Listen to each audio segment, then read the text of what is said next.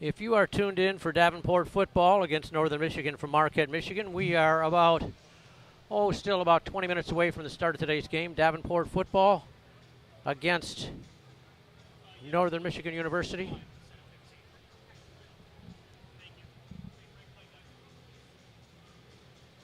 So until then, we will have some music to entertain you. Again, about 15 minutes away from Davenport Football here on DUPanthers.com.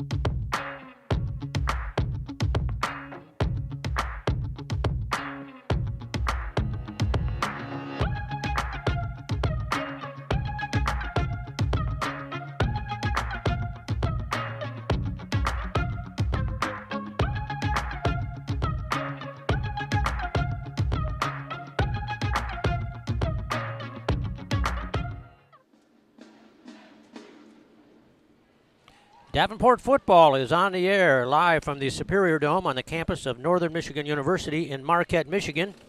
It's the Davenport Panthers taking on the Northern Michigan Wildcats in the GLIAC conference opener for both teams.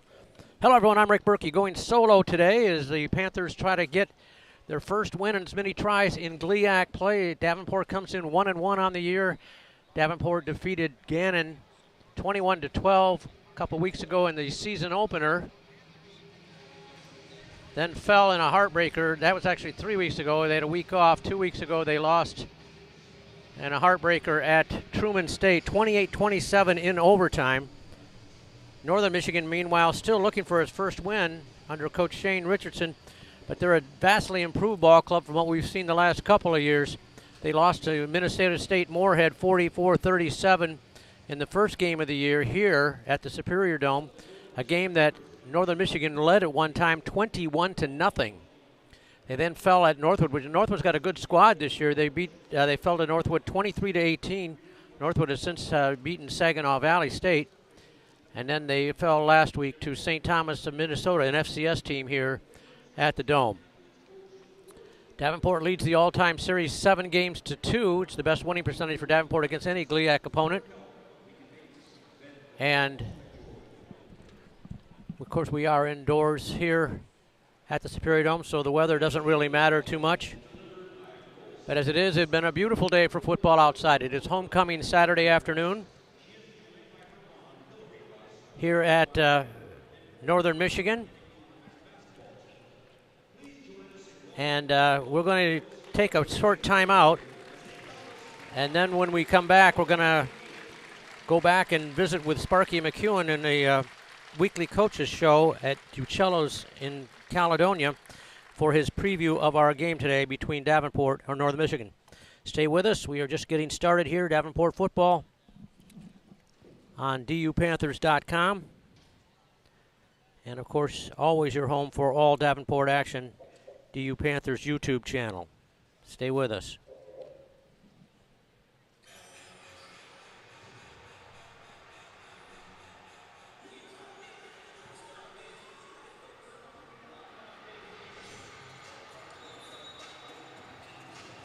In NCAA Division II, community engagement is an initiative at all 25 national championships because student athletes want to give back while competing for a national title. Over the course of the year, Division II student athletes have an opportunity to leave a lasting impression in local communities throughout the country.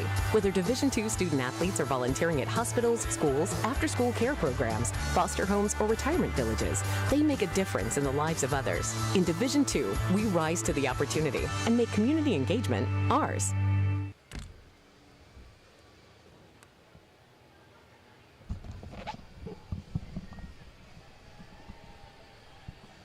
We are just a few minutes away from kickoff here at Northern Michigan University. The Superior Dome, Uper Dome as it's known. We got some Panther fans across the way we see. They'll be making some noise. Not a big crowd for Northern Michigan, especially for homecoming, although it has been filling in lately. A lot of folks outside enjoying the very beautiful September afternoon and tailgating with friends and former friends on this homecoming weekend. Tuesday night at Uccello's, we always visit with Sparky McEwen and talk about the previous game and the upcoming game. Let's go back to this previous Tuesday when Sparky talked about this week's opponent, the Northern Michigan Wildcats. Coach Sparky McEwen joins us for the final segment of the Davenport Coaches Show as we look ahead to this Saturday's game at Northern Michigan, the third straight road game to start the season for your Davenport Panthers. Not only the third straight road game, the third straight long road trip to start the year, Sparky, and we've talked about that going into the year, and you got to hit the trail once again to go up to the UP. Thursday we take off, and we go up, and like I told you before, we travel the right way, and we're pretty fortunate that our university makes sure that we take care of our student athletes. And this past trip, it was a tough trip. It was one of the tougher trips that we had taken because, logistically we ran into some things. And so sometimes those are the reasons why you have to leave on the Thursday, because when your travel party is 90 and, there's so many things that could possibly go wrong. Unfortunately for us last week, we had a number of those things happen. Now going this week, we're very familiar with, our trip, where we're headed, and it's going to be another tough road trip. Well, like last year at this time, Northern Michigan's 0-3, but unlike last year, Spark, they have been in all 3 games. This is a drastically improved Northern Michigan squad, even though the win-loss record doesn't. They've lost 44-37, 23-18, and 20-7. They've been in all 3 games. They have been in all 3 and had a chance to win all 3. And, it's what, this GLIAC football is all about. The GLIAC, for the most part, didn't have a great week this week. Only a couple of teams out of 9-link schedule won games, but all the games were tough. All the games are very physical. And, this Northern Michigan team, they've seemed to settle in on a system that they like to run, offensively and defensively. It complements each other really well. And it's a team to be reckoned with, and they're tough, to prepare for, and our players are aware. We have a very mature group, and our guys know that, this is a team that demands a lot of respect. When you look at the film, it jumps off right away that offensively, they get downhill, and they're very physical, just like all your GLIAC teams. And then on defense, they got some good athletes running around there, and they got a front, front 4 up there. They go, 2 deep, that wreaks havoc, and they're very, they're very organized in what they do, So once again, we've got a tall order here, and our boys know that it's going to be a very hostile environment. I think it's going to be homecoming. So it's going to be a lot of excitement up there, and it's going to be tough on our boys to go up there and have to be able to come home with a win. Running back Noah Dobert averaging almost 5 yards a carry for them. Yeah, once again, it's the scheme. It's an unbelievable scheme, and then all of a sudden now you put in there a good athlete, and, it keeps us up, all week, in hopes that we could go in there, and the number one key here is taking care of the football for us. Getting them on the ground, you got to tackle people, and that's the tough thing in this game, when we're going into this type of scheme. We got to be able to tackle, they're going to, pop with you. That's what happens, but we just got to stay at it. We have to stay at it, stay disciplined. Last week we had far too many penalties. The first week I was pleased with our effort when it came to penalties. Last week, not so much. When you have 13 penalties for, as many yards as we had, that's not the recipe for winning football. As Sparky McEwen talking about this game in our weekly coaches show at Davenport. Davenport will receive the opening kickoff, moving it right to left. We've got the black pants, the white jerseys, and the black helmets.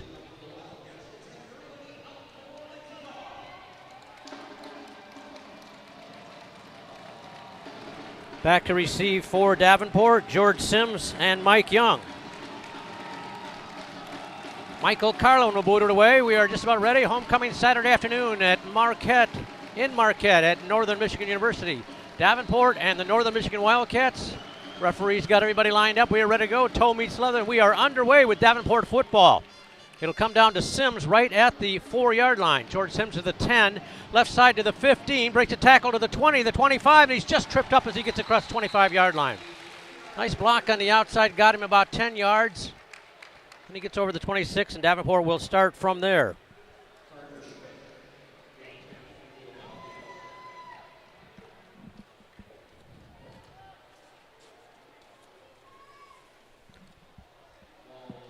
Panthers come out there with Dwan Mathis at quarterback.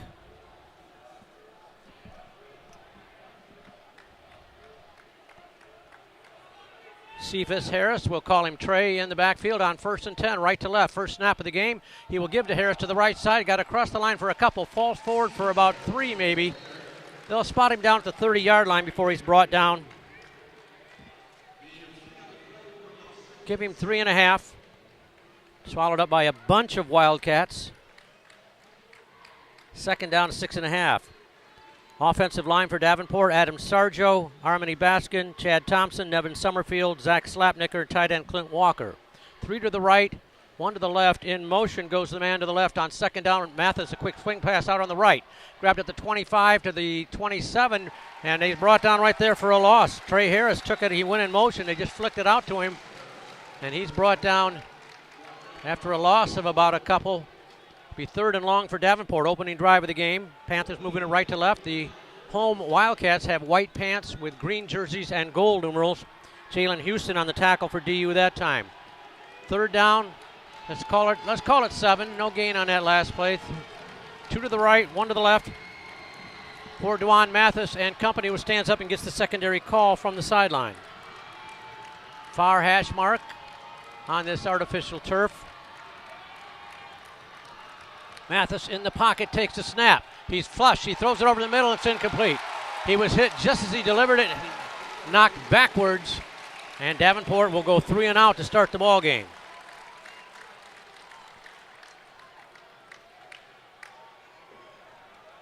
Jax Hertel, the junior from Walworth, Wisconsin, hit. Noah Dobert, they're all do everything offensive threat. Back to receive, standing in his own 27-yard line. To the line of scrimmage, and then it rolls forward. It's going to be rolled dead about the 43-yard line. The punt is blocked, but the man who blocked it is injured. I think he took it right in the belly. We're checking on that right now. We believe the man who blocked it, Marcus Nelson, a junior from Green Bay, blocked it, and he's shaken up. He's hobbling off the bench, but he gives his team great field position for its first possession of the game. Quarterback Duke Chauvold, flanked by Jahai Wood and Dobert. First down. Give Schobert up the middle. He breaks a tackle. Look out. Across the 30. He's just tripped up. Noah Dobert, the freshman from Dearborn, has already rushed for 230 yards, and he busted there for a first down and was one ankle tackle away from breaking it all the way. Reed Snitker just brought him down along with Vince Cooley. First and 10 for the Cats. Panthers dig it in on D. They showed a two-back set there to start this game. Jahai Wood and Noah Dobert, the two backs. He will give it again the center line. Nowhere to go this time. He is swallowed up right at the 30. Barely got to the line of scrimmage. Noah Dobert, 5'11" redshirt freshman from Dearborn. Give him a yard, call it second down and 9 after the tackle that time by Austin Stieff, the sophomore from Orlando, Florida. Second and 9 just underway. 12 and 21 left in this first quarter in the Superior Dome.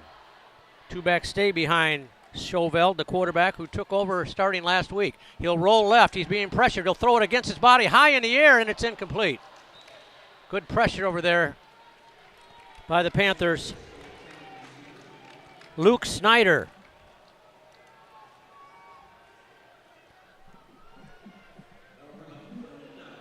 That'll bring up third down and 9 for the Cats.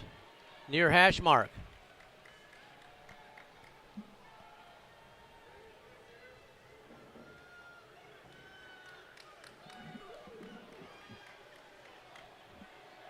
Two receivers to the left, one to the right on third down and 9 for Northern Michigan. Near hash mark. Duke Chauveld out of De Pere, Wisconsin, calling the signals. He'll option right. He will keep it, and he's going to be hit for a very little gain. That'll bring up fourth and long. Let's see if they're going to try a long field goal attempt or not. So far, no move on the bench from Shane Richardson, the third-year head coach. And now they do bring the kick team out. Tackle that time by D'Angelo Bellamy and Reed Snicker. Lining up for an apparent 44-yard field goal is Michael Carlin. He's 2 out of 3 on the year. He does have a 40-yarder to his credit this year already. The holder is Austin Riddle, the backup quarterback. Good snap, spot, kick on its way. It's long enough, and it is good. 44-yard field goal puts the Cats on top 3-0.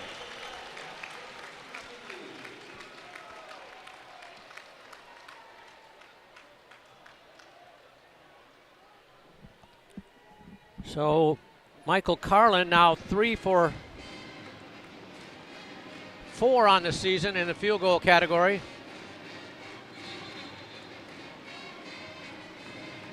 Good job for the Davenport defense, though, stiffening up after that initial block punt and great drive start.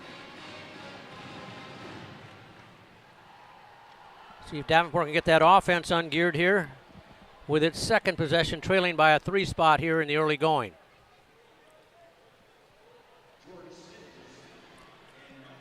George Sims and Mike Young back to receive the kick from Mr. Carlin.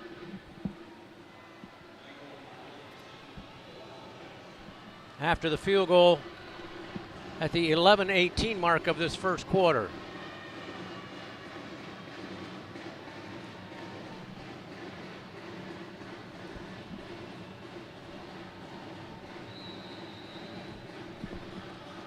Sims standing at the 5, a little closer on the far near side is Mike Young. It's going to go over towards Michael Young, and Michael will take it right about the 2-yard, make it the 3. Michael Young to the 10, 15, runs to the outside 20. Got to bring it to the 25, down the sideline to the 30, and it's going out of bounds across the 30-yard line. Good return by Michael Young.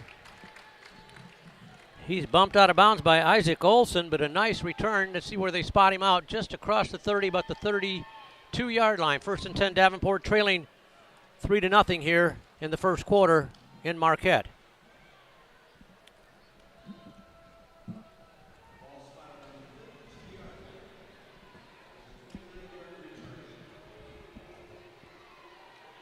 Trey Harris in the backfield, and they will give it to Trey. He looks for a seam, and there's nowhere to go. He tries to keep the legs driving. They'll knock him backwards. They'll give his forward progress out for a loss of a yard. Good surge by the defense. Mitch Larkin, the linebacker, along with Mabry, the defensive lineman combined. Loss of 1, 2nd down 11 for DU. 3 receivers to the left. Keontae Nixon is the middle of the 3. Closest to us, Ernest Sanders is deep. 2nd down 11 for Davenport, trailing 3-0. We played just a little under 5 minutes of football here in Marquette. Back to pass Mathis in the pocket, stepping up. He's going to go long down the sideline for Sanders, and no, it's intercepted or caught. It is caught. What a battle there. Great catch by Keontae Nixon. The defender actually had position on that ball. Jalen Houston was battling with Keontae, but the ball went up, and Keontae just took it away from the defender all the way up to the 41-yard line of Northern Michigan. 1st and 10, Davenport. In motion goes George Sims now. Mathis to pass, swings it out to Sims. Sims takes it behind the line of scrimmage, and he's got nowhere to go. He does break 1 tackle, keeps the legs driving, but he's going to lose yards. Panthers have not had much success with that behind the line of scrimmage screen pass this year so far. Luke Damiani, sophomore from Plymouth, Michigan, made the tackle.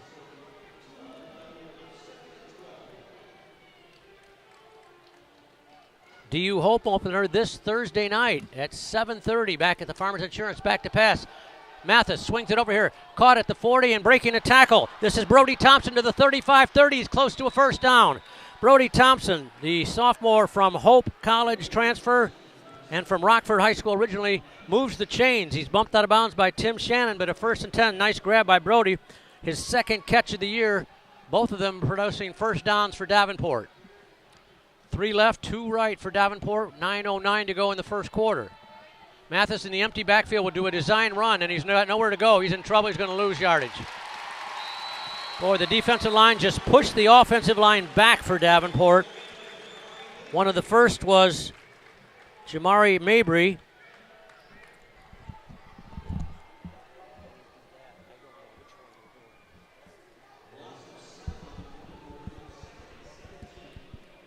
Loss of 7 on the play, 2nd down and 17. That was a design run, and Mathis just had no chance at all. The whole line was moving backfield on that, or backwards. 2nd and long for DU. They sent Harris in motion to the left with an empty backfield now. 3 left, 2 right, Mathis to pass in the pocket. He's going to go long over the middle. He's down here for Meach Garrett, and Meach goes up, and he just can't quite pull it in. There's a flag. Ball was a little underthrown. We may have pass interference. We do against the Wildcats. That'll give Davenport a 1st down. Tim Shannon was beat on the play Meach had beaten him by a couple steps.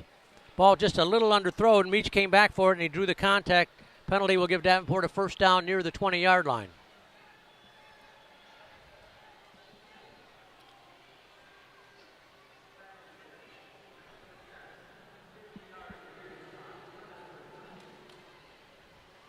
First and 10, Davenport. They'll move it up.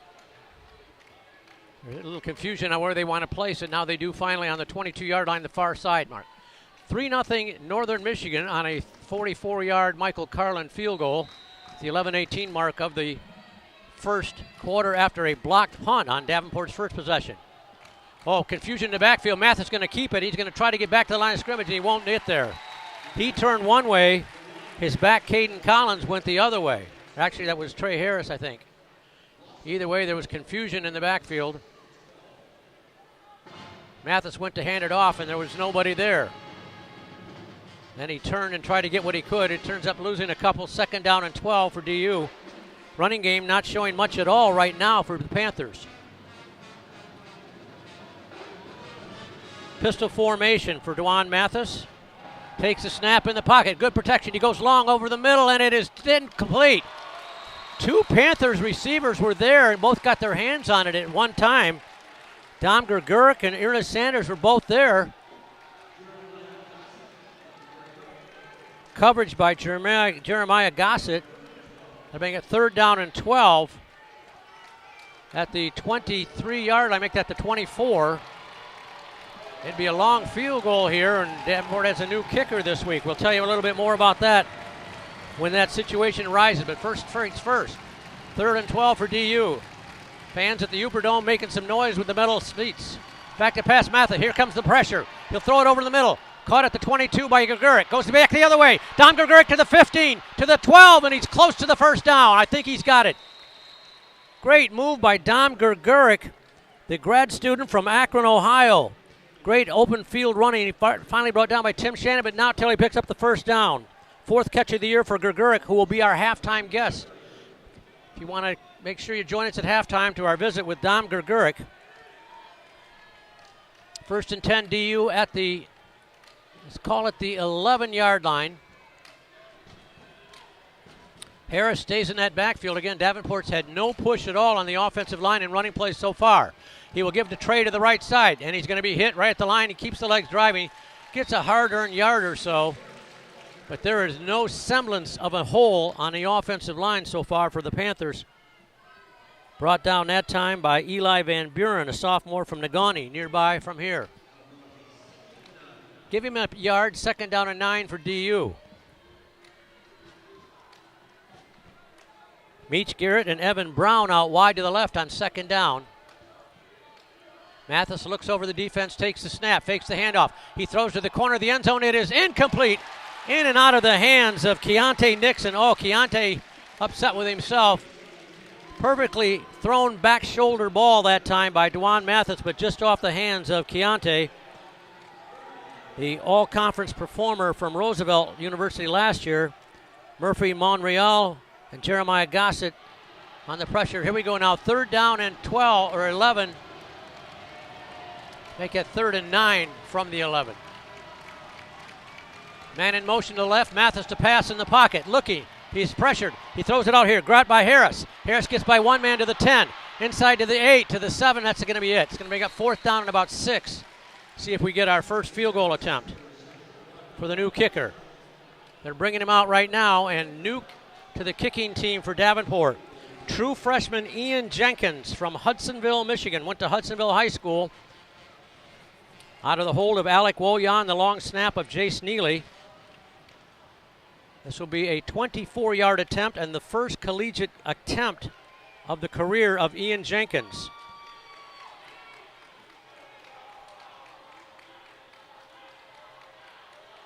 Snap is low, it's bobbled, and then they can't get it off. Now they've got to run for it, and they're going to be hit for a loss. It was a bad snap, and the holder, Woyan, tried to get it, but it threw all the timing off. And Jenkins had no chance at all to attempt his first kick. Special teams have not been very special for Davenport so far. A punt block that led to a field goal, and now a botched field goal attempt thwarting what was a nice drive that had a chance to get points on the board. They still trail 3-0 here with 5:27 to go in the first quarter. Northern Michigan's third possession of the contest.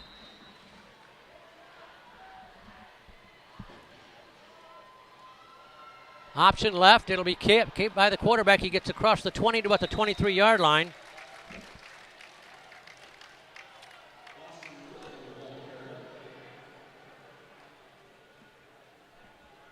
Making the tackle, that Xavier Marquez.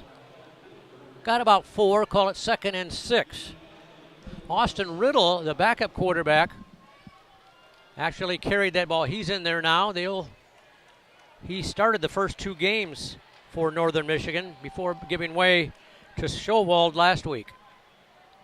2nd and 6, option right. Riddle likes to pitch it back. He does, and it's going to be run out of bounds for a loss. They pitched it back to Wood. Good coverage by Davenport that time. Xavier Marquez again forced him out, which ran him out of bounds. Let's call it 3rd down and about 4 for Northern Michigan at its own 24-yard line, moving it left to right on the near hash marks. White pants, green jerseys, and gold helmets. Very similar to a Green Bay Packers uniforms you've seen for years. 3rd and 4, Davenport defense digging in. Option left. They'll give it to the first man through. He's hit for a loss. Breaks the tackle, though, and gets the first down. Oh, the Panthers had him wrapped up behind the line of scrimmage. But Noah Dobert, he's a tough cookie. He's run for 230 yards coming in. Almost 5 yards a carry, and he was hit for what's going to be a loss or no gain. But he broke those tackles. Finally, Markel Guilford brought him down in the secondary, but not till he moves the chains. 1st and 10, Northern Michigan at the own 32-yard line between the hash marks.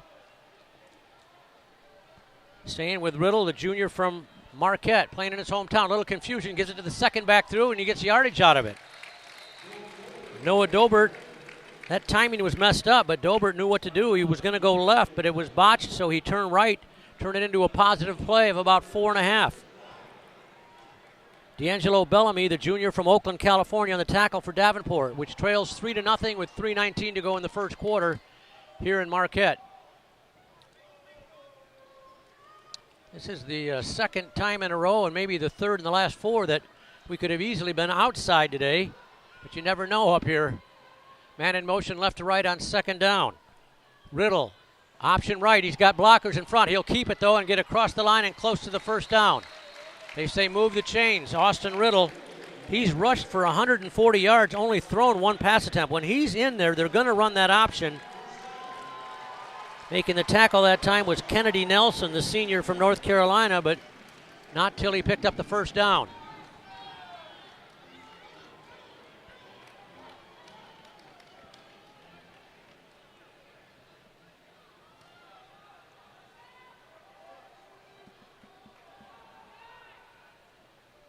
Man in motion to the left again for Austin Riddle.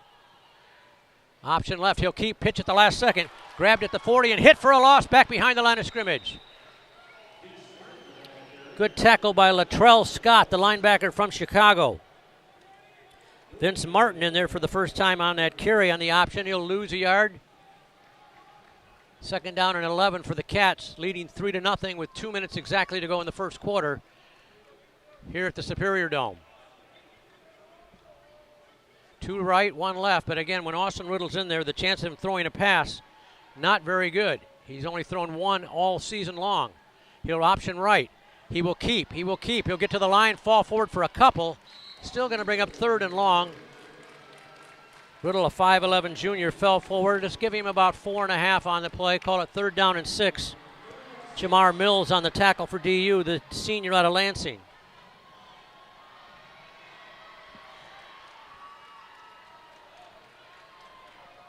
See if Riddle will put up one of his rare passes here, or if he'll keep with that option that they've been running ever since he got in there. He's going to option it right. He'll pitch at the last second. 45, 49, 50. This is Dobert again. Dobert picks up a first down before he's bumped out of bounds. Latrell Scott along with Mike Momber. Jamar Mills make that.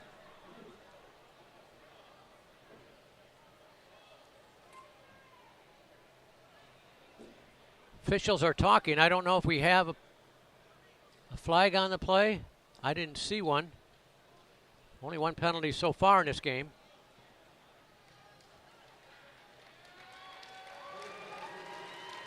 Illegal substitution on Davenport. I think they had 12 guys out there. That's 5 yards added to the end of the run. It was already good for a first down. Now it moves into Davenport territory at the 48-yard line.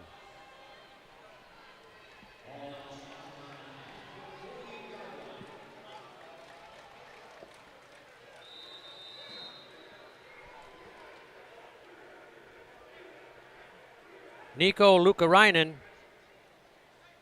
is in there along with Dobert. Dobert to the right in that set. They send Lukarainen in motion.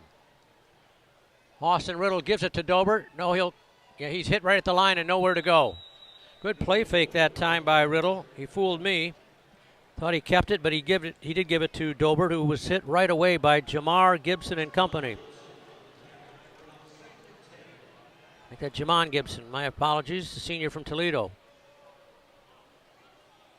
No gain, 2nd and 10, final 18 seconds. They don't have to snap it if they don't want to. And I don't think they're going to. They're going to let the quarter run out. That'll end up 1 quarter of football so far. Only one score on the game. A 44-yard field goal by Michael Carlin. 3-0 Northern Michigan. They've got the ball when we come back, 2nd and long, here on DUPanthers.com. Champions know how to seize opportunities. When they see moments of greatness unfold right before their eyes, they push as hard as they possibly can, and then they push harder. Because the heart of a champion never settles, never quits, and never stops giving its all. We are champions. We are Division II.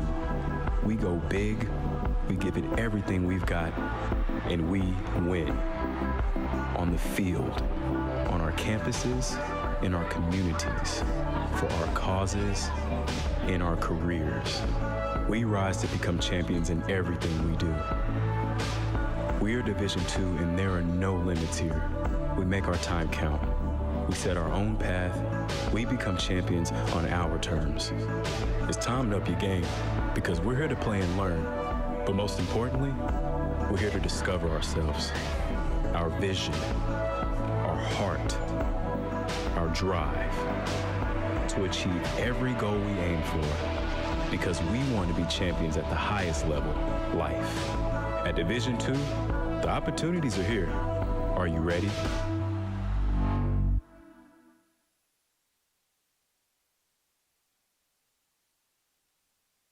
We start the second quarter, 2nd down and 10 for Northern Michigan with the football. Option left, and it's going to be hit for a loss or very little gain at all.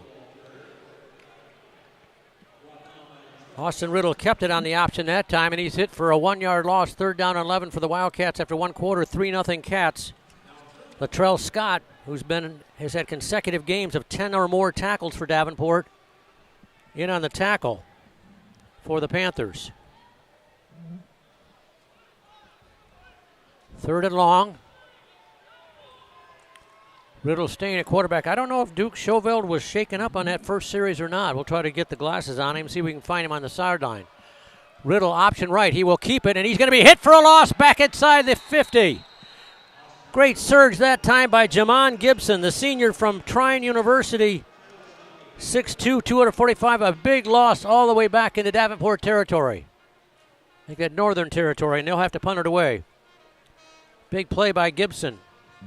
I don't know if they give him a sack or not. He was hit well behind the line of scrimmage, but he was going to be an option, I believe, so I don't know if he gets the sack or not.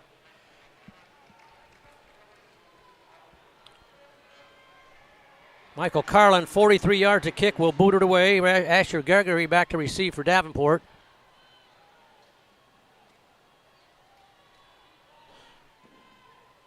Good, strong kick. Gregory goes back, takes it at the 4-yard line. Asher to the left, breaks 1 tackle to the right. Here comes Asher Gregory to the 10, to the 15. Asher Gregory to 20, 25, here comes a flag. 25, 30, 45, 50. He's run out of bounds here midfield, but I'm afraid it's coming back.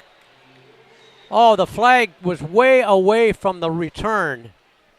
Of course, you don't know that when you're making the block, but a tough break. A very fine return by Asher Gregory. It's the second time this year he's had a fine kick return that's going to be negated by a penalty. Illegal block in the back on the Panthers brings it back. So instead of starting near midfield, they'll be backed up inside their 20.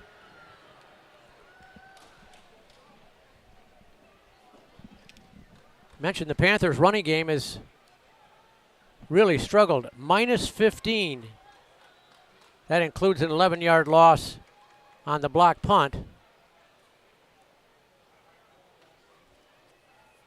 Trey Harris with just 4 yards. Net 4 yards, I should say. Caden Collins in the backfield on 1st and 10. Panthers backed up to the 8-yard line, trailing 3-0 with 13:20 to go in the first half. Mathis in that pistol formation has Collins behind him. He gives it to Caden to the right side, cuts inside. There is nowhere to go. Well, that is the early story of the game. Panthers have no semblance of an offensive surge. Jaquil Brown made the tackle. They'll say he lost a yard. 2nd down and 11 for DU. Going to have to open it up. Panthers have 4 first downs. So did Northern that first quarter.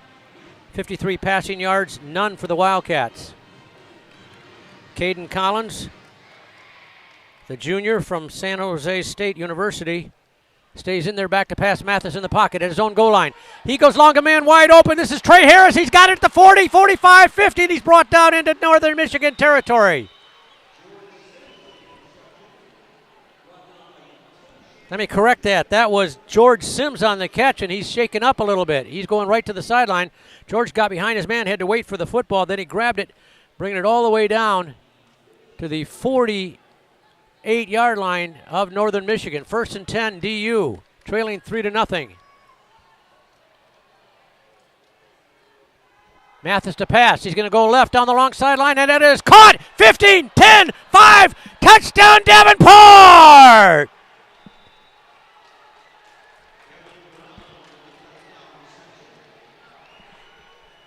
Evan Brown with the catch and the touchdown, and the Panthers take the lead for the first time.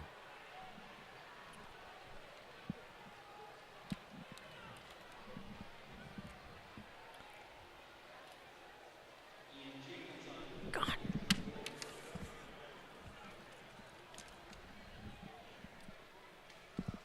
Panthers attempt the Ian Jenkins first point as a collegiate. Snap is a little better this time. He gets it up and he boots it through. 7-3. Davenport takes the lead at the 11:58 mark of this first quarter. We'll be back with a kickoff in just a minute.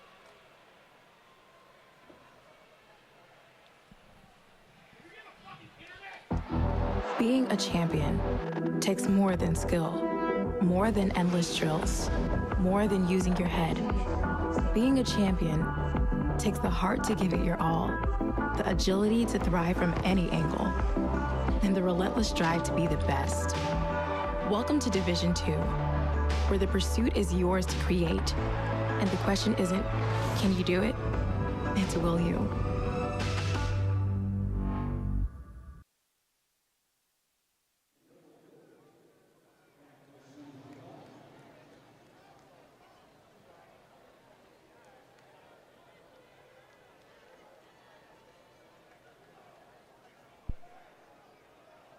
Davenport takes the lead on the 48-yard touchdown pass from DeJuan Mathis to Evan Brown. Evan Brown's first touchdown as a Panther, and the Panthers will boot it away, leaving 7-3. Caden Pulaski, who has one touchdown to his credit, will kick it away. Dobert's their main guy back there. See if they kick it away from him. It'll be high. Dobert will come up and take it. It's a short kick at the 14 to the 15 to the 20. Look out. Dobert to the 25. Look out. Oh, he just bumped down as he gets to the 25-yard line. Big hole opened up there initially, but a good open field tackle by Davenport stops him at the 25-yard line.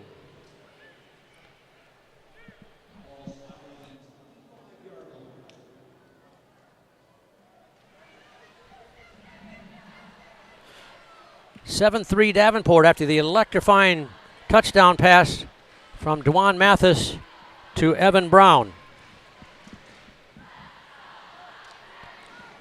Now the Wildcats come back to the line of scrimmage, trailing for the first time today, 7-3 DU, 11:52 to go in the first quarter, or make that the first half.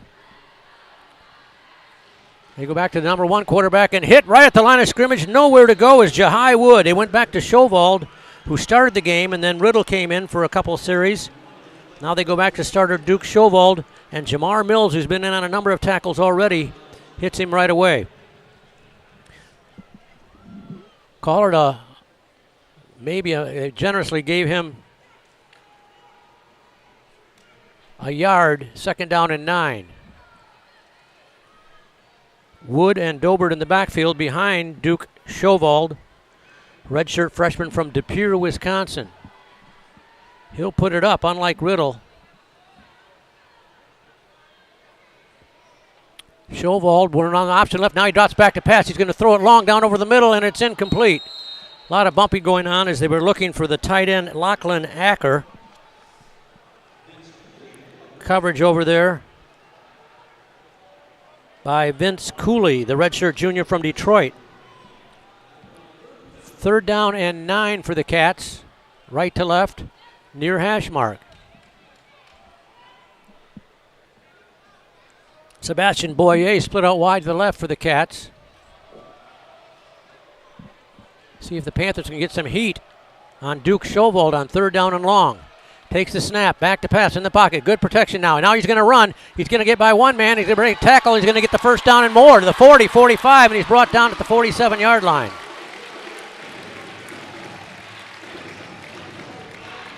He took quite a pop there, and he's shaken up. Jermaine Young finally brought him down, but Shovald, who ran for the 1st down, is down, and he's not getting up. So he'll have to be replaced for the time being, but they've got Austin Riddle. They go back and forth between the two quarterbacks.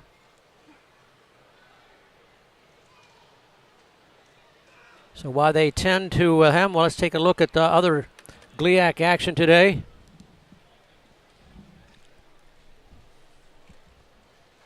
Saginaw Valley at New Haven, that started at 1 o'clock, same time as our game. This is the only conference game. Everybody else in the GLIAC playing non-league affairs. Roosevelt is at Wisconsin Oshkosh. Wayne State at Wisconsin La Crosse. Those are 2 p.m. Eastern time kickoffs.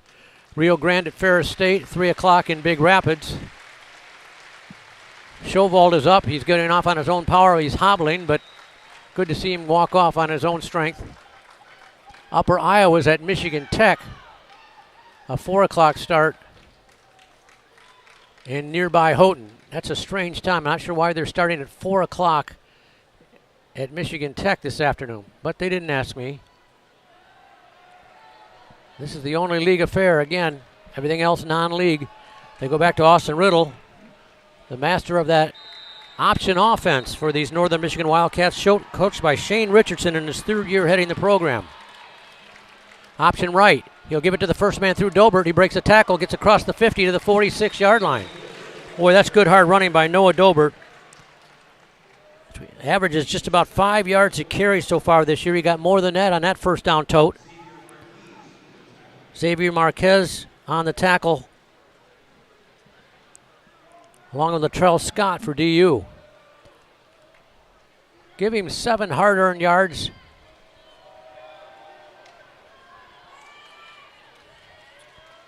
Option left. He'll give it to the first man. 1st down and more. 40-35. This is Dobert again. He's a workhorse. 47 carries through 3 games. The first time coming in, he's averaging about 16 yards per game, or 16 carries per game. He's well ahead of that pace right now. Vince Cooley brought him down. Not till he moves the chains again to the 32-yard line. 9:41 and running. Davenport 7, Northern Michigan 3 here in Marquette. Tight end Heemstra in there, shifts over to the left side on 1st down. Austin Riddle, the junior. Option right, he'll give it to the first man. Look out, Dobert's got run. 20, 15, 10, 5. Touchdown Northern Michigan.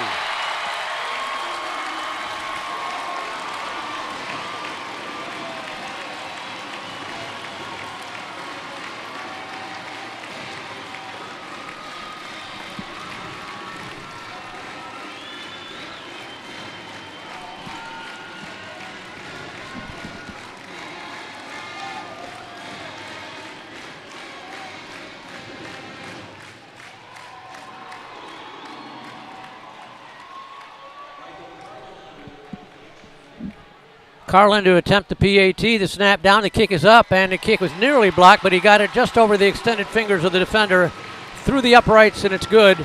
And Northern Michigan reclaims the lead 10-7 with 9:15 to go in our first half. Mentioned Davenport's home opener is this Thursday night at home against Lincoln from California, 7:30, the only Thursday night game we've ever had in Davenport football history. The only weeknight game for that matter. After starting out with not only three road games, but 3 long road trips, DU finally will get the schedule in their favor. After this game, we're at Grand Valley 2 weeks, and then Davenport will be home for 5 of the final 6 home games. That's right, 5 out of 6.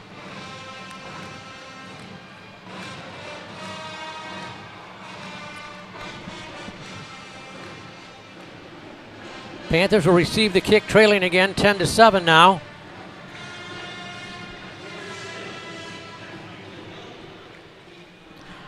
George Sims, Michael Young to receive.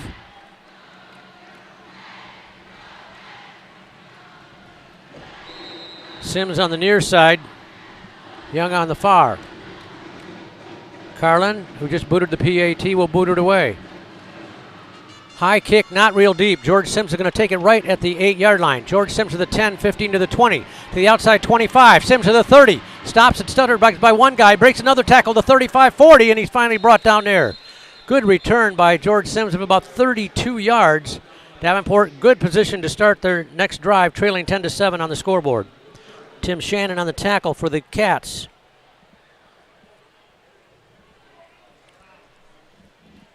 Dwan Mathis' touchdown pass to Evan Brown last possession was his second scoring toss of the campaign.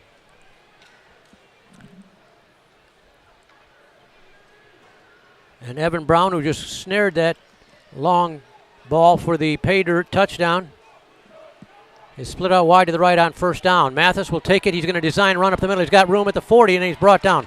Boy, that's a good open field tackle by the Cats. Mitch Larkin, if he hadn't gotten him, he had room to run up the middle, but Larkin brought him down after about make it a 3-yard gain, 2nd and 7 for DU.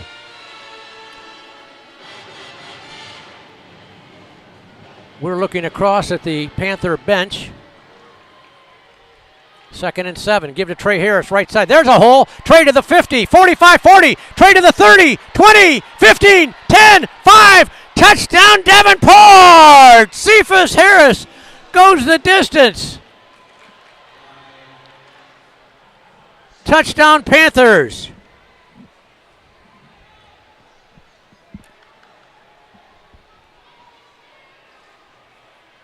And the Panthers reclaim the lead.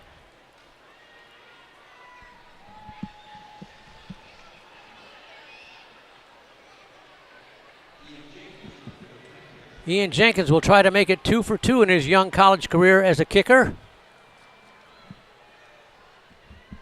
From the PAT, kick is up, it's strong, and it's good. Little pushing and shoving after that, but it doesn't matter. DU's got the lead on the board by a count of 14-10. We'll be back with a kickoff in just a moment on DUPanthers.com. If I lose, I'll respond with respect. If I win, I'll back it up with humility. If I fail, I'll rise up with honor. Student athletes work hard to be at the top of their game. Don't undo their hard work with poor sportsmanship. Please show respect to student athletes, coaches, officials, and other fans. Respect. It's the name of the game.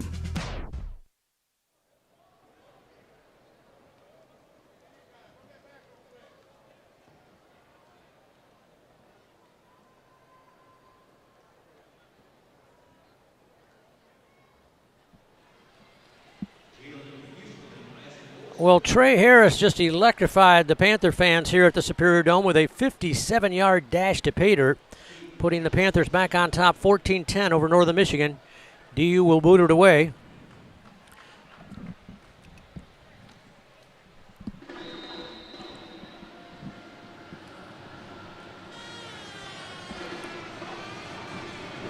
The dangerous Noah Dobert back to receive. He's the deepest of the two. And Dobert's going to get his hands on it over about the 4-yard line. Stumbles, and he keeps his balance to the 10, to the 15, to the 20, and he's brought down near the 21-yard line.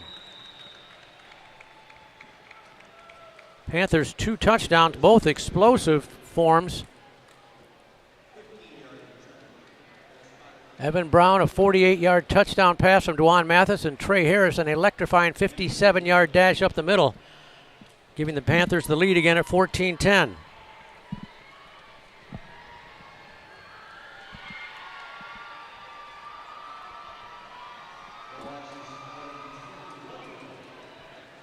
Austin Riddle stays in at quarterback after the injury to Chauvelle last time out. Did not see Riddle on the sideline to see what happened to him. 1st and 10, option left. They'll give it to the first man through. He's got a seam across the 25 to 28-yard line. They will have an extended halftime today, by the way, because of the homecoming festivities here in Marquette. Nick Pulley, the linebacker from Lansing, East Lansing High School, makes the tackle, but not till he picked up about 7. 2nd down and 3 for Northern Michigan, trailing Davenport 14-10 at the 7:59 mark of this second quarter. Game started out slowly offensively, but it's certainly taken off since then. Option right. He'll give it to the first man through. It's going to be hit right at the line. He'll keep the legs driving. They'll mock him backwards. But Jahai Wood is brought down that time by Latrell Scott, the tackling machine from Simeon Academy in Chicago. He got a couple, but he's a yard short, 3rd down and 1.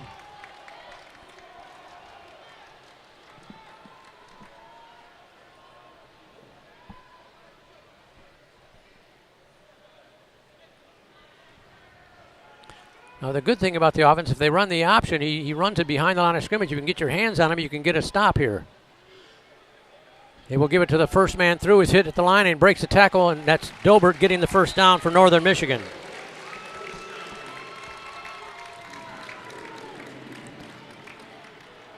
They'll spot the ball at the 35-yard line. Right to left comes Northern Michigan. Davenport 14, Northern Michigan 10. 6:49 to go in the first half. Dayon Johnson, the redshirt sophomore from Detroit, on the tackle for the Panthers that time. Dobert and Wood in the backfield behind Riddle. They'll give it to Dobert, and he breaks a tackle again at the 45-50. They had him at the line of scrimmage, but he's a tough customer to bring down. Picks up the first down. Dayon Johnson finally brought him down again. Dobert piling up the yards now.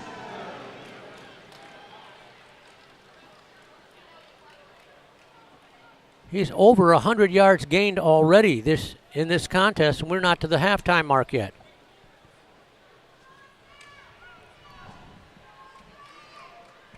Vince Martin in the backfield on 1st and 10 Northern.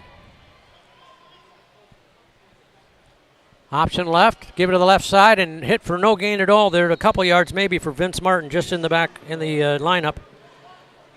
He's a sophomore from Bark River, Minnesota. Latrell Scott again makes the tackle. Give him about 3, 2nd down and 7 for Northern Michigan. Northern got on the board first with a 44-yard field goal. Then the Panthers, Dwan Mathis hit Evan Brown on a 48-yard touchdown pass to make it 7-3 DU. Dobert came back with a 32-yard run to give the Cats the lead before Trey Harris went 57 yards for the Panthers score, making it 14-10. That's where we stand right now, but Northern Michigan on the move. Option right. Give to Dobert. Nowhere to go. Right at the line of scrimmage. They smelled that one coming. 3 Panthers right there to bring him down. Reed Snitker out of Dubuque, Iowa was one of them. Kennedy Nelson also there. Let's call it 3rd down and 6.5 for the Cats, just across the midfield stripe at the Davenport 49.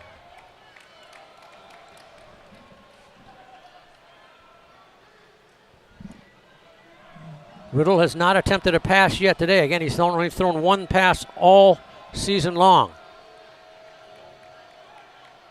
Stands up, changes the play. He's going to run the option right. He will keep, pitch at the last second to Dobert. Cuts inside. He's going to be hit short of the line to gain. He got about half of what he needed. It'll bring 4th down and 3. Let's see what Shane Richardson does on the Northern bench. 4th and 3 at their own, or at the Davenport 46-yard line. He has not sent the punt team on yet.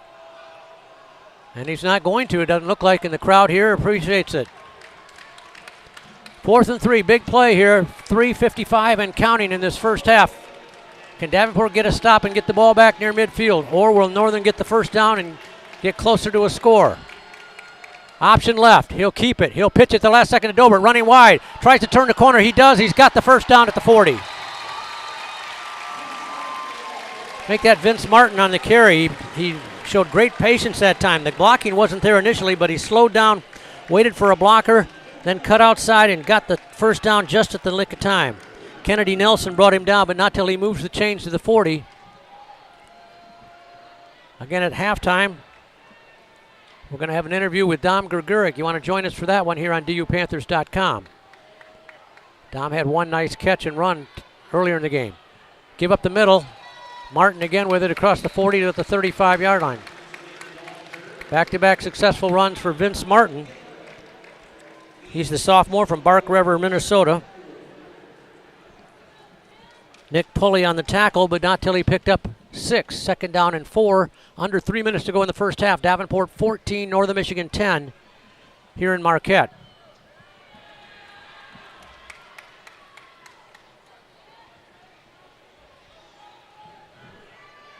Jahai Wood back in the backfield now. He'll give it in the middle. He fumbles the ball. Davenport's got it, I think. They fumbled it, and I think who came away with it? Panthers ball. I think Kennedy Nelson recovered it for DU. Not sure who forced the fumble, but DU gets it back with 2:27 to go in the first half, leading 14-10. Big turnover for the Panthers D. They had been run on significantly until that point. They'd gained 168 yards already on the ground, had Northern Michigan in just this first half. Panthers get a stop, though. See if they can add to their 4-point lead in the final couple minutes here. Give to Trey off the right side. He break one tackle, keeps the legs driving. They pull him forward to the 42 to the 43. Trey Harris ended up picking up about 6.5. Jeremiah Gossett on the tackle for Northern, no. 2nd and 4 for DU. It's a short 4. 3 receivers to the left for Dwan Mathis. Trey Harris looks, is he shaking up? No, he just had to adjust his shoelace. And a timeout called by who?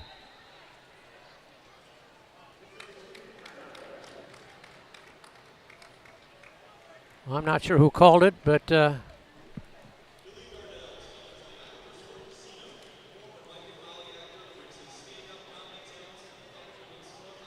see, each team showing 3 timeouts left. Oh, it's the 2-minute timeout. I got to get with it.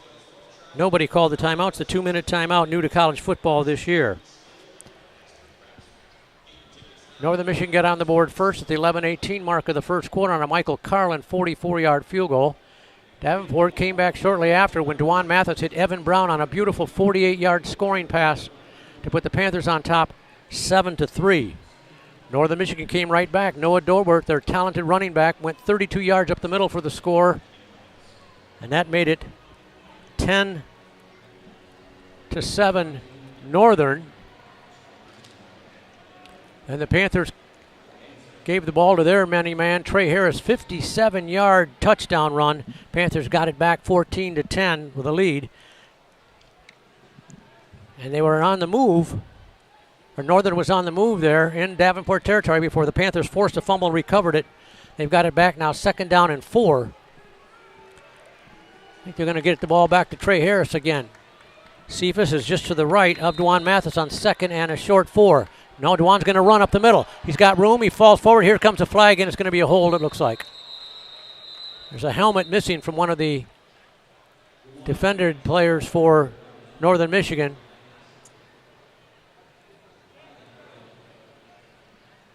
Mathis was short of the first down by about 1.5 yards.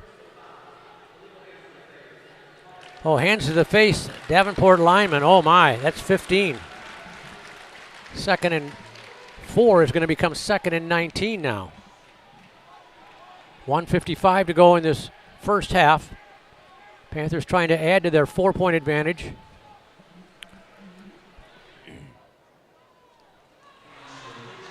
Some fresh receivers come in on second down and long. Greguric and George Sims to the near side. Meach Garrett and Keontae Nixon to the slot left on the far. Mathis to pass in the pocket. He's going to step up. He's in trouble. He's going to run to the left. He looks and he just throws it over here wildly, and it's caught near the sideline by Keontae Nixon. He lost yards.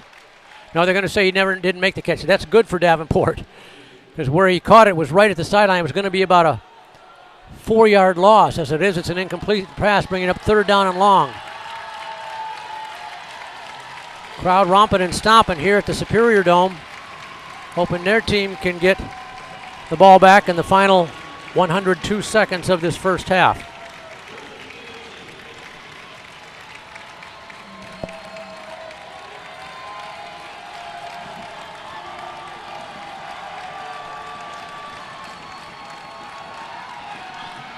He throws it long over the middle, and it is caught for the first down.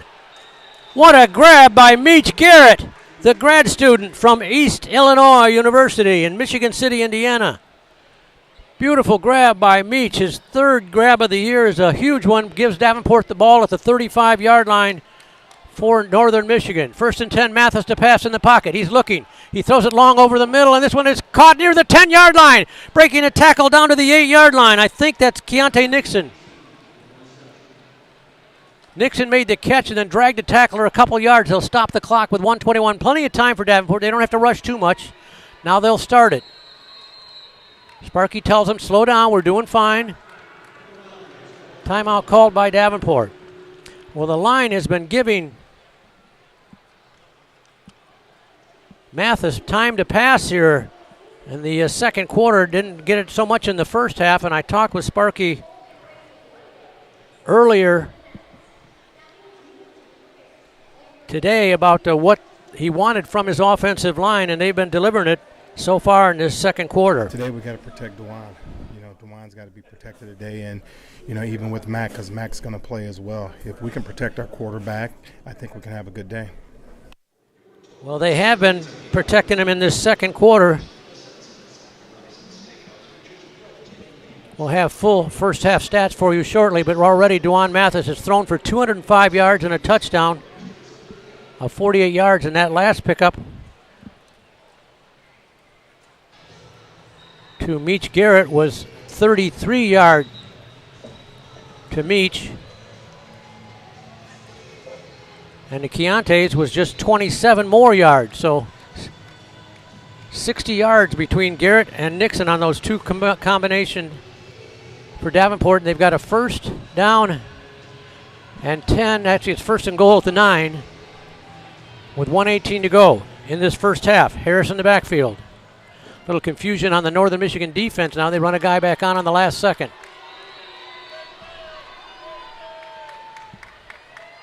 Mathis gives to Harris to the right side, to the 10, to the 5, to the 2, to the 1. Touchdown Davenport! Trey Harris takes it in. His 7th touchdown of the year, his 2nd of the day, and DU grabs a 2-score advantage with 1:11 to go in this first half.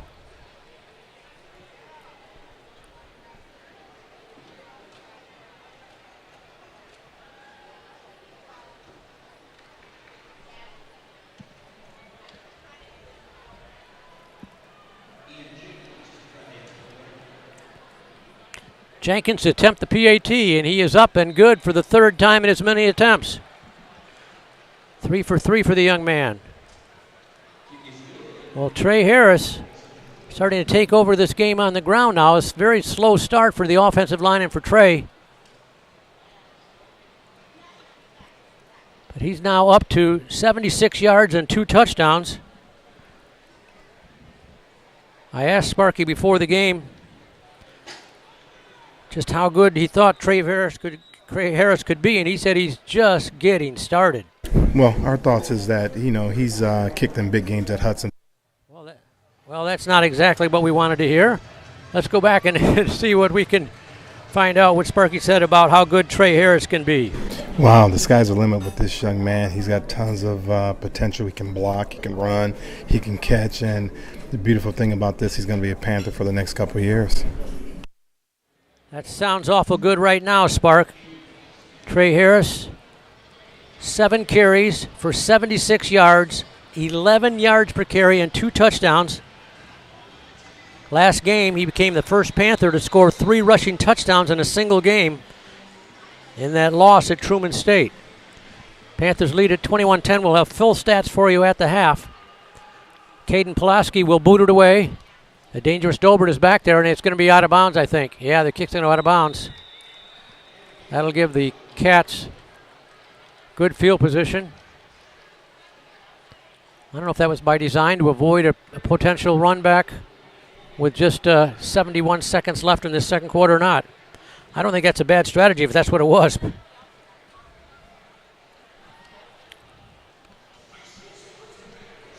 Davenport 21, Northern Michigan 10, 1:11 to go in this first half. Austin Riddle, the running quarterback of the two. Signal callers for Northern Michigan is in there. Let's see if they have him put it up now. They can bust a long one on the option at any time. Jahai Wood, one of the backs in there. Dobert as well. They'll keep it on the option left, and he's going to be hit for a minimal gain at all. Northern Michigan will call a timeout. Actually, Davenport calls a timeout. The Panthers want to get the football back. On the tackle that time was Josh Tate.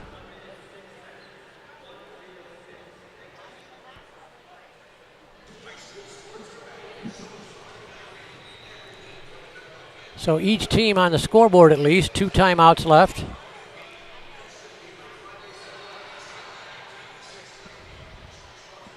Glad you could join us here on DUPanthers.com. These teams will play again back at our place. This is a conference game, but we'll play again on November 8th back at the friendly confines of the Farmers Insurance Athletic Complex. That will be a non-conference matchup. A lot of GLIAC teams struggling to find opponents in non-conference games, so Davenport's done this a few times now where they've played the same team twice in a single year.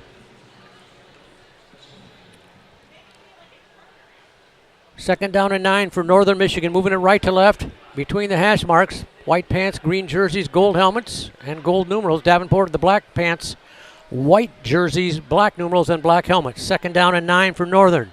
1:06 to go after the timeout by DU.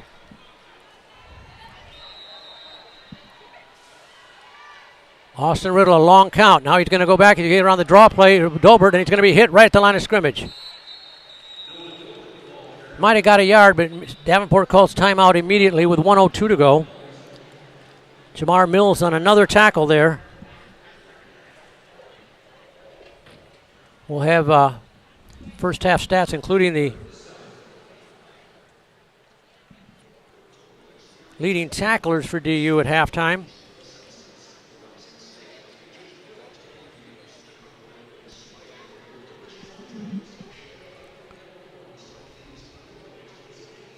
See if Davenport can get their hands back on the football. They're very aggressive defensively with Berkey calling the timeouts there, even though the ball was across the 35-yard line for Northern Michigan.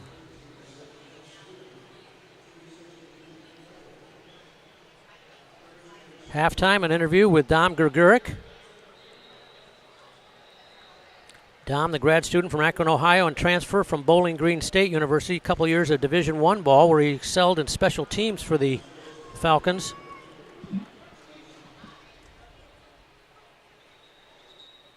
Here we go now, third down, call it 7 for Northern Michigan. Can Davenport get one more stop and get their hands back on the ball here?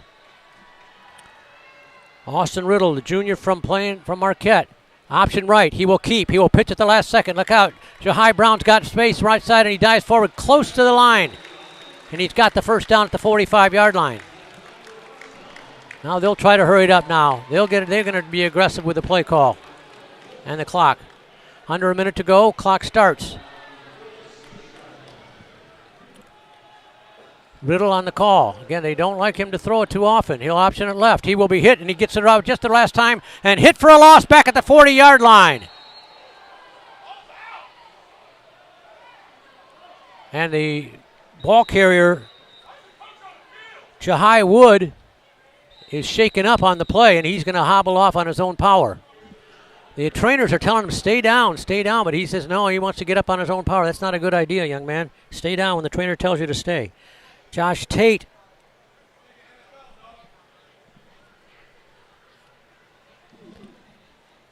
Another big tackle there by Josh. Loss all the way back at the 41-yard line. The clock stopped with 33 seconds to go. It'll be second down and about 16 to go for Northern Michigan. Davenport 14, or make the Davenport 21, Northern Michigan 10, with 33 ticks left in this first half.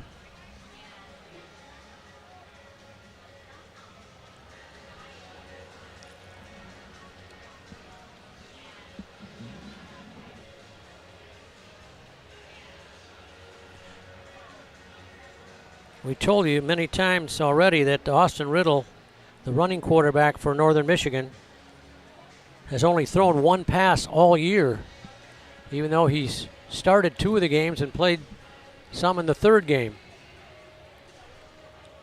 The throwing quarterback of the two, Duke Schovold, was injured early in this half, and he came off. We have not seen him since. I do see him on the sidelines right now, and he's still wobbly. He's moving very slowly.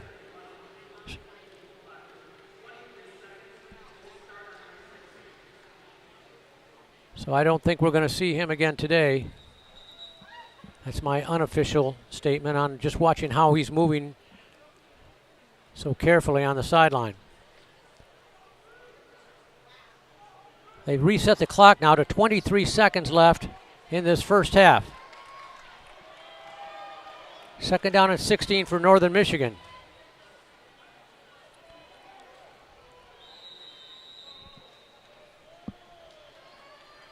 Austin Riddle, the option specialist, over center.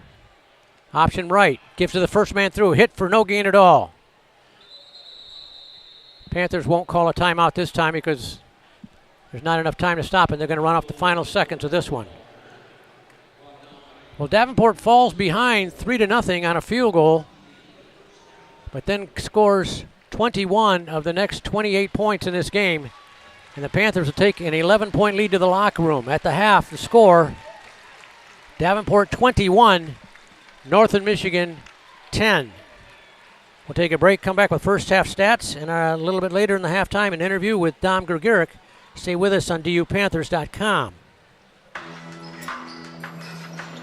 If I lose, I'll respond with respect. If I win, I'll back it up with humility. If I fail, I'll rise up with honor. Student athletes work hard to be at the top of their game. Don't undo their hard work with poor sportsmanship. Please show respect to student athletes, coaches, officials, and other fans. Respect is the name of the game.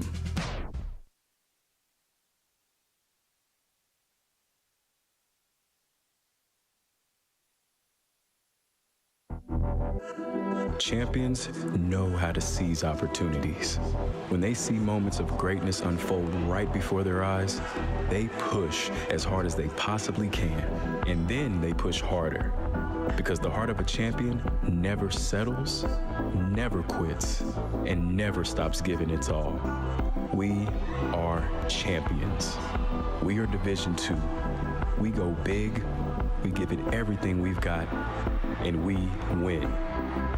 On the field, on our campuses, in our communities, for our causes, in our careers. We rise to become champions in everything we do. We are Division II, and there are no limits here. We make our time count. We set our own path. We become champions on our terms. It's time to up your game, because we're here to play and learn. But most importantly, we're here to discover ourselves, our vision, our heart, our drive, to achieve every goal we aim for. because we want to be champions at the highest level, life. At Division II, the opportunities are here. Are you ready?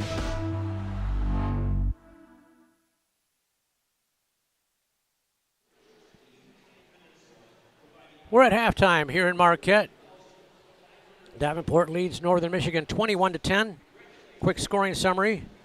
Northern Michigan, after blocking a Davenport punt on the Panthers' first possession of the game, took over, got a couple first downs, and the Panthers' defense stiffened. Michael Carlin booted a 44-yard field goal, and it was Northern Michigan 3, Davenport nothing. That was the only scoring in the first quarter. The Panthers got on board at the 11:58 mark of the second period when Dwan Mathis hit Evan Brown on a beautiful 48-yard scoring pass. Ian Jenkins' conversion kick, his first as a college kicker, was true, and it was 7-3 Davenport. Wildcats came back, though, reclaimed the lead when their outstanding running back, Noah Dobert, ran 32 yards up the middle for a score. That put the Cats back on top, 10-7. But Davenport countered with the next two touchdowns, both from Cephas, call him Trey Harris, a 57-yard rush at the 8:29 mark for a score, and then a 9-yard dash around the right corner with 1:11 going in the first half. Both of Jenkins' kick were good there as well, and it was 21-10 in favor of Davenport. First half numbers, Wildcats have more first down than Davenport, 11-9. Rushing yards, Davenport 60, 172 yards on the ground for the ground offense of Northern Michigan. Passing yards, Davenport 205, 0. That's right, 0 yards for the Wildcats in that first half.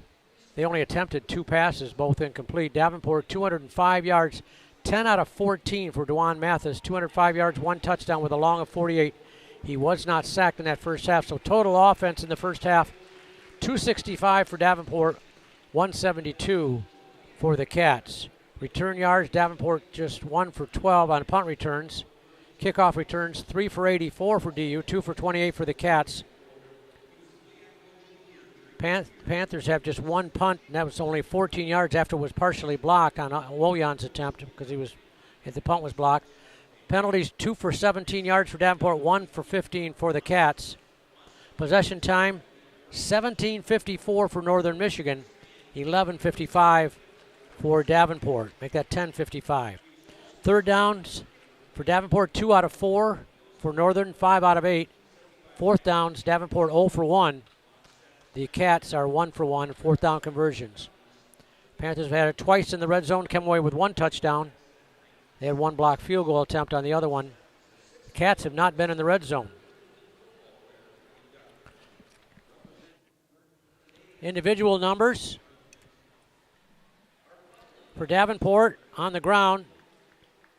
Cephas Harris, 7 carries, 76 yards, and 2 touchdowns. That's 5 touchdowns in the last 2 games for Trey, with a long of 57, the scoring toss. For the Cats, Dobert, 16 carries, 106 yards, and 1 touchdown with a long of 32, his scoring jaunt of 32. He's averaged 6.5 yards a carry. Cephas Harris, 11 yards a carry for Davenport. Passing, we told you, Dwan Mathis, 10 out of 14, 205 yards, 1 touchdown, and no sacks. Duke Schovold, 0 for 2 for the passing for the Cats before he was injured and has not returned to the game.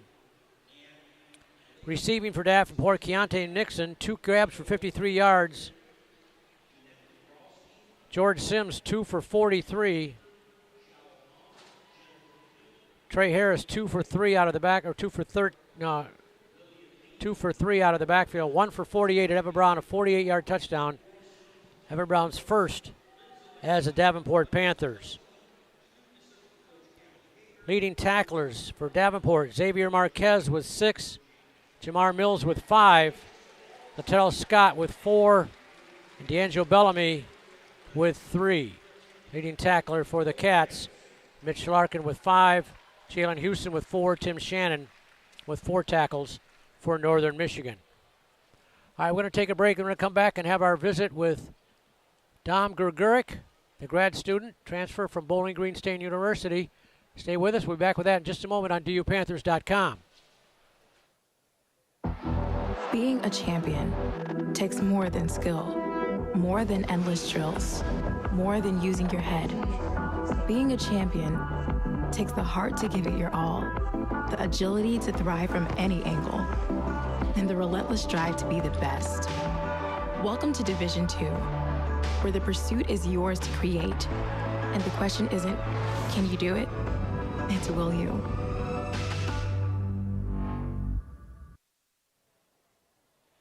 Before we get to our halftime interview, a couple of top 25 Division I scores for you. 17th ranked Texas Tech leading 16th ranked Utah 10-3. That game in the third quarter, just underway in the third. And 15th ranked Tennessee all over UAB. Alabama Birmingham trailing the Vols 35-7 in Knoxville. All right, earlier this week at the Davenport Coaches Show at Uccellos of Caledonia, our player guest was Dom Gerguric. Very interesting young man, very well spoken. We thought we'd go back and revisit that time together with Dom Gerguric. So let's go back to Uccellos and hear Dom's visit. Being a champion.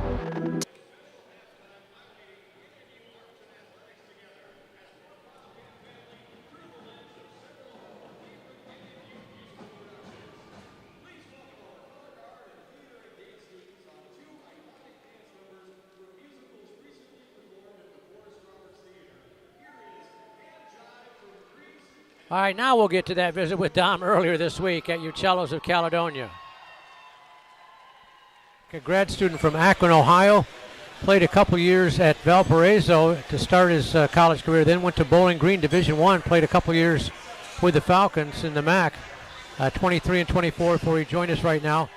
Dom, let's ask you how that route got you here to Davenport. When did you first hear about Davenport, and what caught your interest to come here for as a grad student? Well, first of all, thank you for having me on the show, Rick. I'm honored to be here and just excited. But, I started off at Valpo. I came out of high school around that COVID year, so it was a very strange recruiting process. But spent some time there, met some good people, ultimately didn't work out. And my special teams coach from Valpo, my freshman year, moved on and went to Bowling Green, which was his alma mater.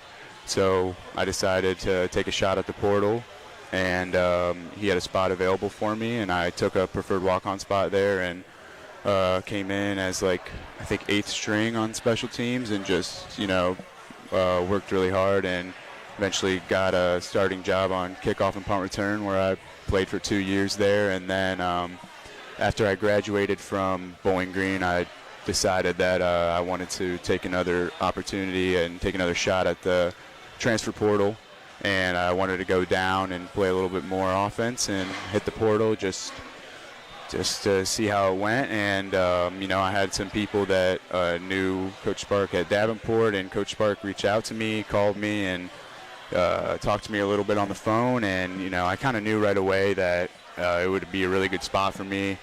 Took a visit, and I really liked it. I came in a little late, but when he called me for the second time and told me, give me an offer, give me an opportunity, I kind of just felt that it was right, especially on my visit too. I feel like people ask you why you went someplace. It's sometimes hard to put in words, but it just felt right.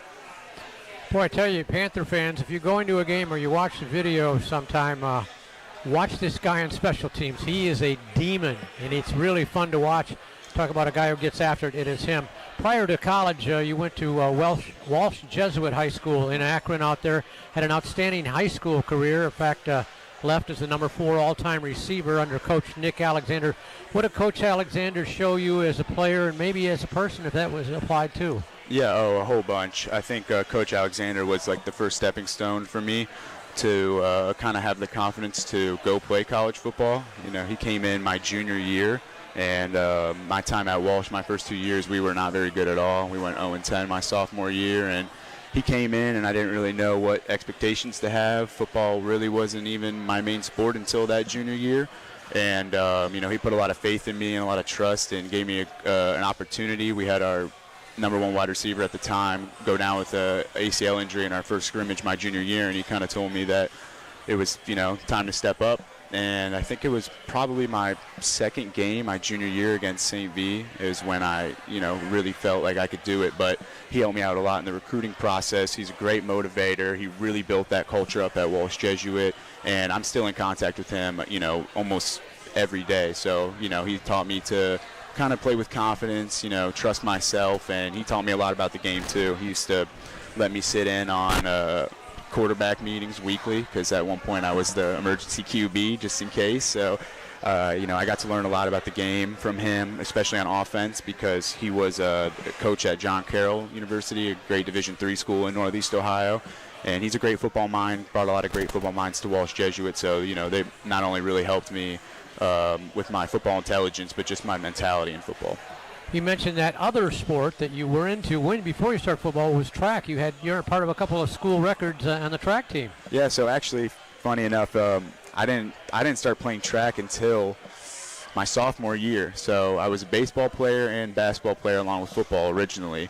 My dad was a great baseball player. He played college ball, both in baseball and football, and had some opportunities in the majors a little bit to play baseball, but I had a wrist injury that brought me down from baseball, and I asked to join the track team. And that junior year was when the COVID outbreak hit, so I missed that year and got to play track my senior year. Almost ran track in college, but going into high school, basketball was actually my favorite sport, my main sport, and I wasn't even sure if I was going to play football to start high school out, but man, I'm glad I did. Tom Greguric, our guest here, grad student back in Ohio. Opening game, you partially blocked a punt at Gannon, and then you caught 3 receptions for 16 yards Saturday on the road. What are your thoughts so far on your play and the team's play through 2 games, just starting the early part of the season? Yeah, I'm very happy with both. I think, we've had some tough games, just having to, got long road trips and, played some very good opponents. I'm very happy with my play, and, I think I can do more, and I know I will do more. I'm glad I could get it done on special teams and then, on offense as well. And that's, kind of why I came here, to be able to help not only on special teams, but, on the offensive side too. And I think our teams played really well.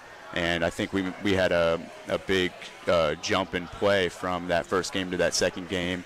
And we're still, growing and getting better. And, I think it's only up from here. And I think we're going to do a lot of big things for the rest of the season. And I'm very confident in, both my abilities and our team's abilities. Tom, you already have your degree, an undergraduate degree from Bowling Green. Now you're going after your master's at Davenport. What are you looking to do with your education once your football days and Davenport days are done? Yeah, so I'm looking to, after I'm done with my master's here, I'm looking to potentially go to law school, and then after that, I'm hoping to become a federal agent of some sort, whether that's, Secret Service, FBI, CIA. I just want to do something that, not only will be just exciting and, fun, but something where I could give back to my community and my country and, serve my country in some fashion. Good for you. Impressive young man, Dominic Greguric, our special guest. Best of the best. Great to have you here with Davenport. As long as we got you, we'll enjoy it. Appreciate it, Rick. Thank you for having me. And that is an impressive Dom Greguric. Davenport leads 21-10 at the half here. It's homecoming here at Northern Michigan, which means they've got an extended halftime, so we'll take a moment to let you listen to some music. We'll come back with the second half. You won't miss a thing. Davenport 21, Northern Michigan 10 at the half here on DUPanthers.com.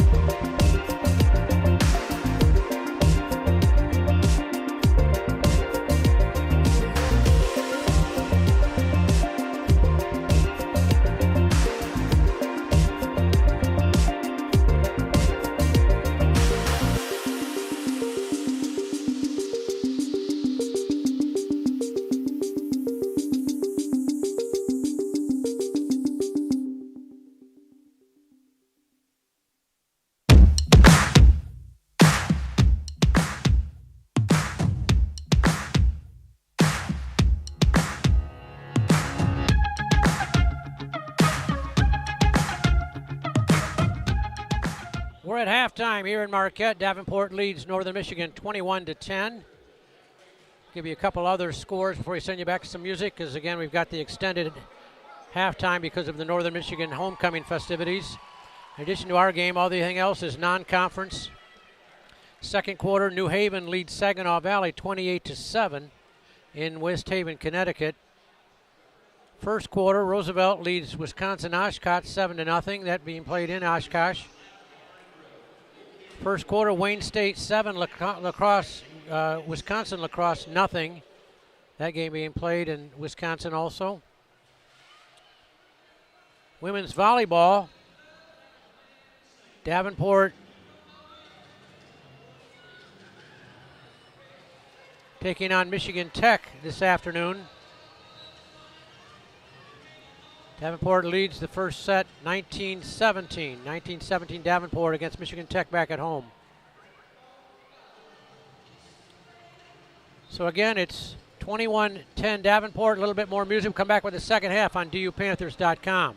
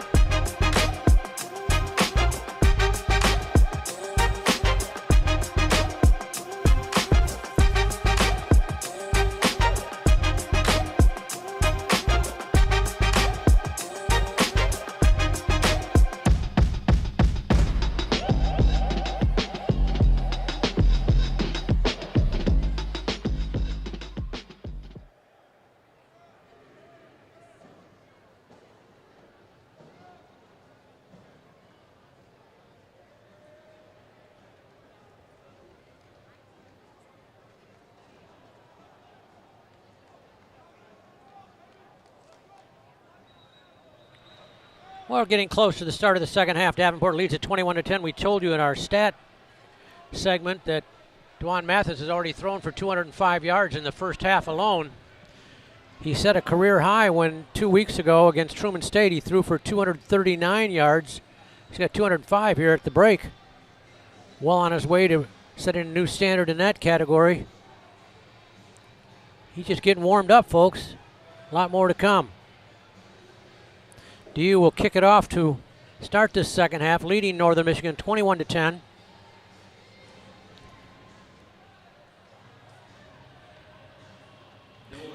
Trey Harris is now over 100 or 76 yards on the ground. He's well on the way to his third consecutive 100-yard achievement.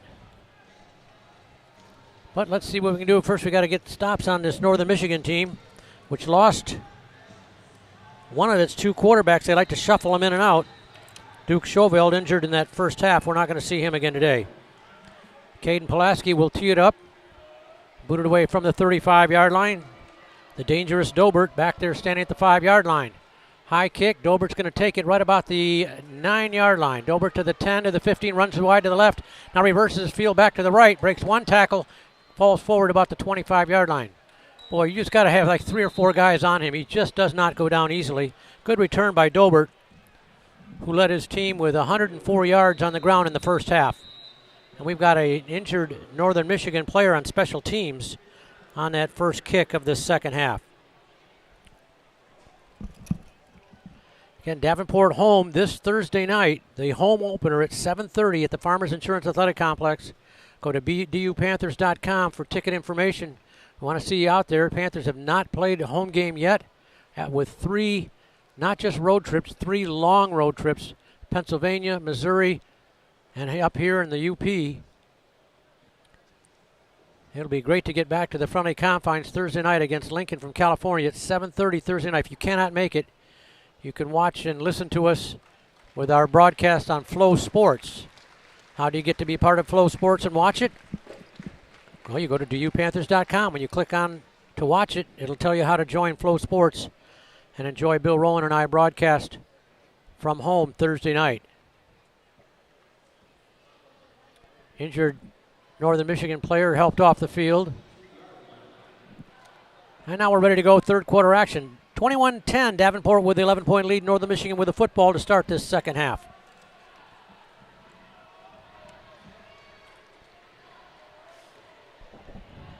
Northern Michigan's missing a player, I think. Are they going to run with an empty backfield? First time we've seen this set. Riddle, is he going to actually put the ball in the air? In a shotgun formation, takes the snap. He's going to run it. He'll run up the middle and get it to the line and falls forward for a couple. That was a design quarterback run all the way. He got about 3 before he's brought down at the 26-yard line. Give him 3. Latrell Scott, give him another tackle. He had 4 in the first half, give him 5, halfway to double digits, which he's hit that mark each of the first 2 games for the Panthers. 2nd and 7, they go back to their traditional set. Wishbone formation with the 2 backs behind Riddle. He will give it to the first man through, and he's going to get to the line, fall forward for a couple to about the 28, maybe the 29-yard line. Bring up 3rd down and medium. Jahai Wood on the carry. Kennedy Nelson, the senior from North Carolina, on the tackle, along with some other friends. Let's call it 3rd down, a long 4, a short 5.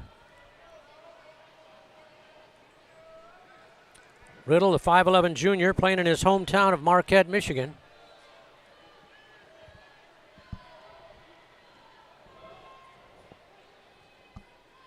On 3rd down, he'll keep it on the option. He'll go forward, lunge forward. He's close to the first down. I think he's got it. They knock him backwards. They'll give us forward progress to the 33, and that's where he had to get to. Let's see if he's got it.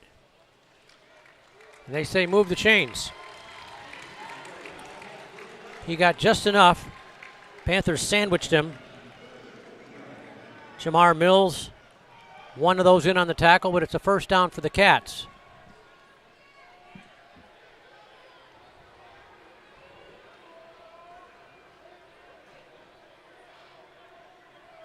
Dobert in there in the backfield on 1st and 10.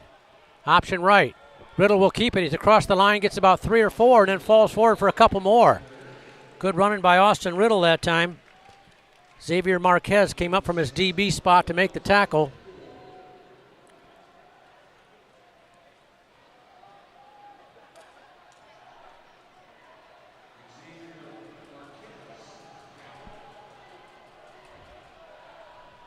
Give him 6, 2nd down and 4 for the Cats. 12:27 to go third quarter. Davenport 21, Northern Michigan 10 here in the Superior Dome. Option left. He will keep, and he's going to be hit for a loss behind the line, back at the 44-yard line. Nice tackle once again by Jamar Mills, the redshirt senior from East Lansing High School.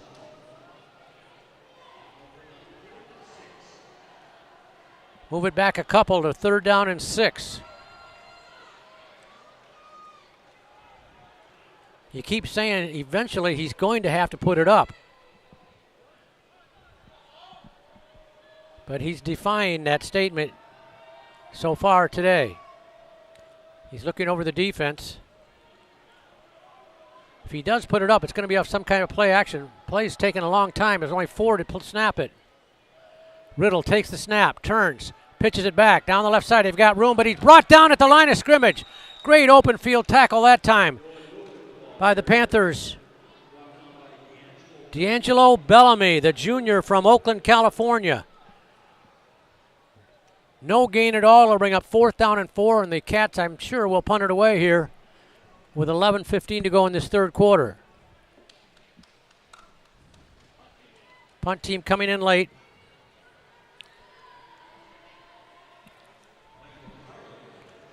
Asher Gregory back to receive for DU. He had one nice return today and wiped out by a penalty.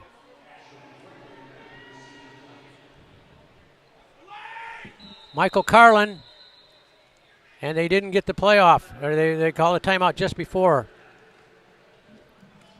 So the timeout by Northern Michigan, just as the play clock was about to expire, will save them 5 yards, but it'll cost them a timeout. 10:52 to go in the third quarter. If you're just joining us, Northern got on the board first with a Michael Carlin 44-yard field goal at the 11:18 mark of the first quarter. Davenport took its first lead at the 11:58 stanza of the second quarter on a 48-yard touchdown pass from Dwan Mathis to Evan Brown. Northern reclaimed the advantage on a Noah Dober 32-yard rush just before the midway point of the second quarter. Then Davenport put together 2 important scoring runs from Cephas Harris, 57 yards out at the 8:29 mark and 9 yards at the 1:11 mark. And that gave Davenport the 21-10 lead they enjoy here in the third quarter. Panthers gave up a first down on the first snaps of this third quarter, but they forced a punting situation, and I should say an apparent punting situation. Michael Carlin will boot it away. He had one kick for 48 yards in that first half. Asher Gregory averages 13.5 yards per kick coming in. He had 1 for 12 in that first half. There's the snap. Carlin will take his time. High kick, not very deep at all. It's going to go over near the sideline. It's going to be bounced up straight in the air and go out of bounds. Very short kick. It's only going to be about a 23-yard kick.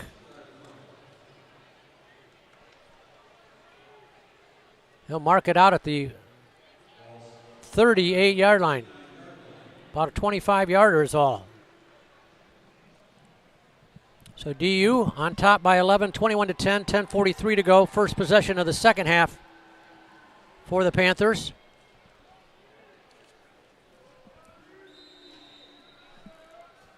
Trey Harris, who had 76 net yards in that first half, in the backfield with Dwan Mathis.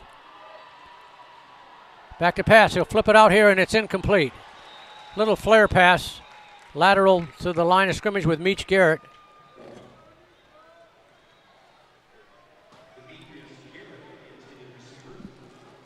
That ball out in front of him, couldn't get it. Second down and 10 for DU. 3 receivers to the right. Garrett, George Sims, and one other. 1 to the left on 2nd and 10. Back to pass Dewan again in the pocket. He's being flushed out. Now he wants to run. He's at 35 to the 40. Falls forward for a few to about the 43-yard line.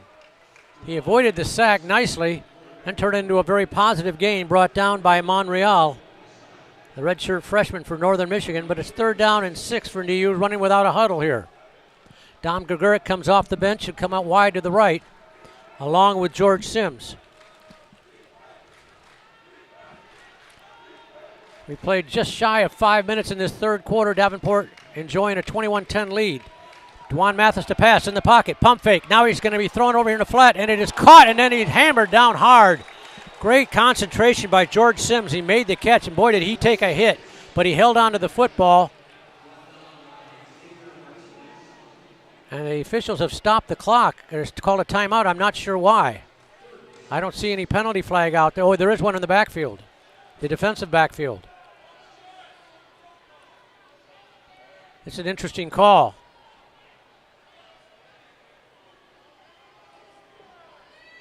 This could keep the drive alive for DU. Otherwise, they'd almost certainly be punting the football. Well, let's wait and see. Officials are talking a long time about this. This is going to be an unusual call.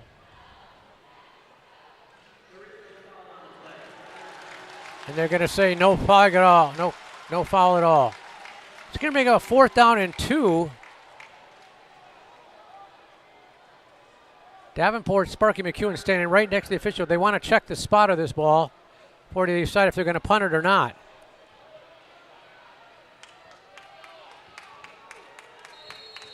And Sparky McEwen says, I'm going to take a timeout and think about it. It's a long 2. It's probably closer to 3 than 2. So this would be a risky move, but Davenport's got momentum going.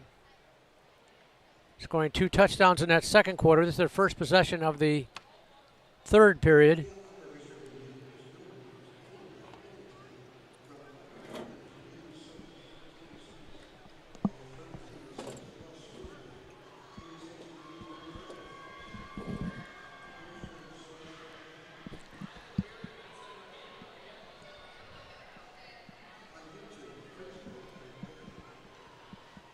So, big play after this timeout.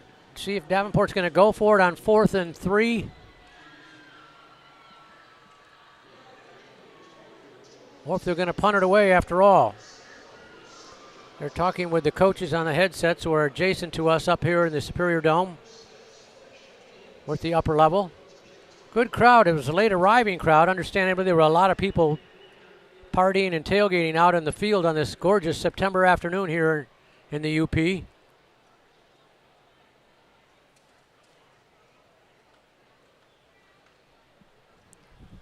As I look down, I'd say the home side about 3/4 full. The visiting side, which includes some of the home fans and the band, which has left for unknown quarters. I don't know where the band went. Their instruments are still there, so I don't think they bailed out. They must be getting a little snack after their very fine halftime performance. Good band, good marching band here in Northern Michigan. This is a lengthy timeout here. Don't blame it on the audio, people. Blame it on the video.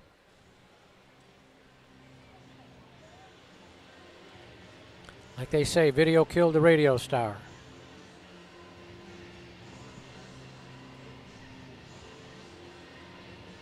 I still don't see the punt team over there yet, but I'm not certain. There's a mass of humanity for Davenport around Sparky McEwen as we await the conclusion of this timeout.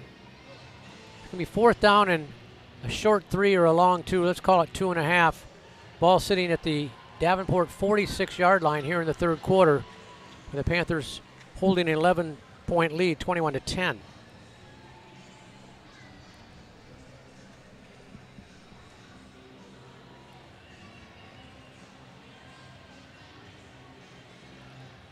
Boy, I don't know what is the delay here. This is the kind of delay you have when you have someone injured. There is nobody injured on either side.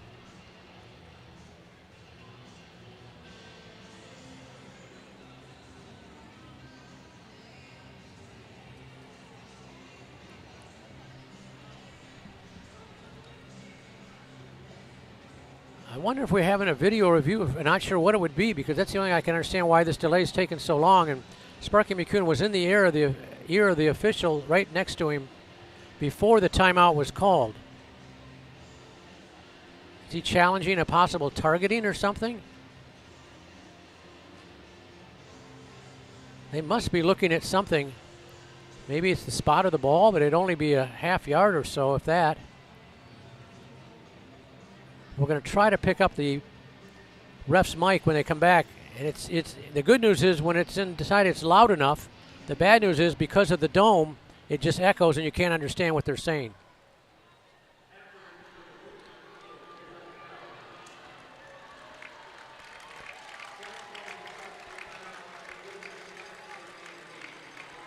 All right, after review, there's no change, so I don't know what they were challenging. But DU's bringing the offense back out there on 4th down and 3. Big play here.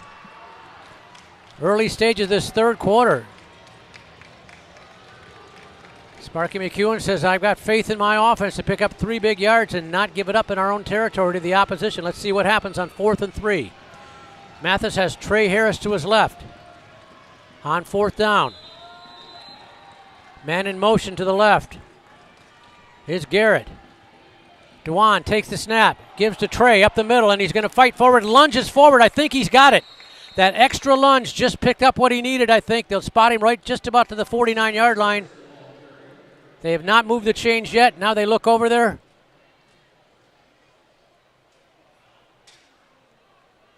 Don't move it back. Now they move it sideways. And now they say 1st and 10 Davenport. Boy, that was not well communicated by the officials, but it ends up being a 1st down for DU. Big run there. Trey Harris moves the chains. 1st and 10 DU. 3 left, 1 right. Give the Trey off the right side. He fooled me. I thought he did not have it. He picked up a couple across 50 into the Northern Michigan territory, but he's brought down. Tackle that time by Chappell, the redshirt freshman from Milwaukee for Northern Michigan.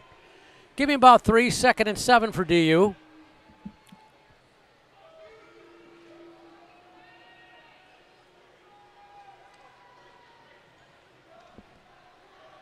Three left, 1 right for DU.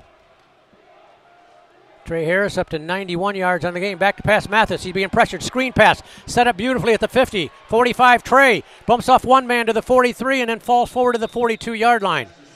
I think he's going to be about a yard shy of the 1st down. Good hard run there. Looked like initially when he caught that screen pass there was going to be room to run. But Trey caught it with his leg stumbled, and I think there's a flag on the play.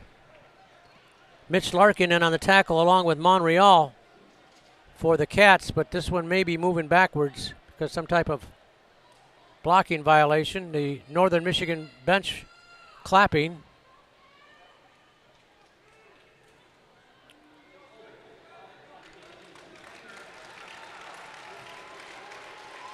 Well, it's a spot foul that took place down beyond the line of scrimmage, so it won't be quite as bad.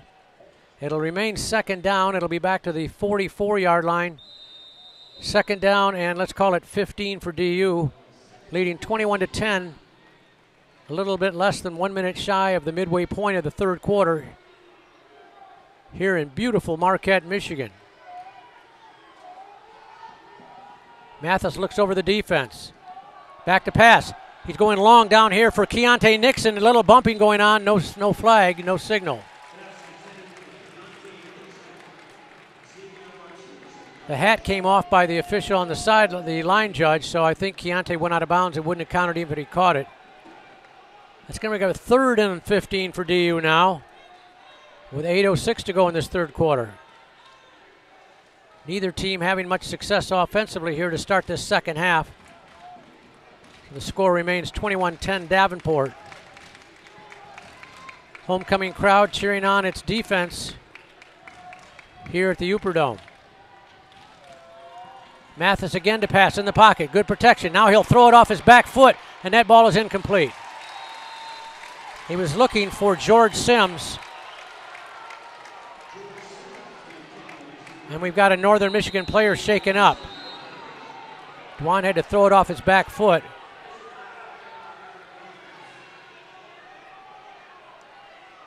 DeMarcus Chappell, redshirt freshman from Milwaukee.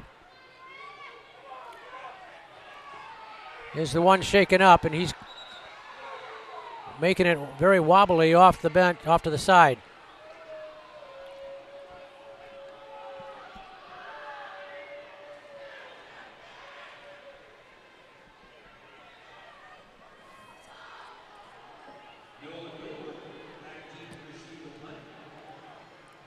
Alec Woyan to punt, and Noah Dobert to receive. We want it nice and high, Alec, not real long, because Dobert is dangerous. We would love a fair catcher. Oh, it's a bad snap. Alec goes back and gets it. He's in trouble, and he's getting by one man, but he's hit again. Davenport's had disaster on special teams today. One punt blocked, one field goal snafu on a poor snap, and that was a terrible snap. Woyan had no chance to get that one off. And Northern Michigan with a chance to get right back in this game, trailing 21-10, recovers at the Davenport 22-yard line.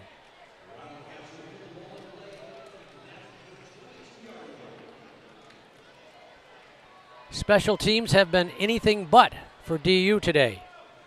And now the Cats in great field position here at the Panther 22, 1st and 10, 7:53 to go in this third quarter.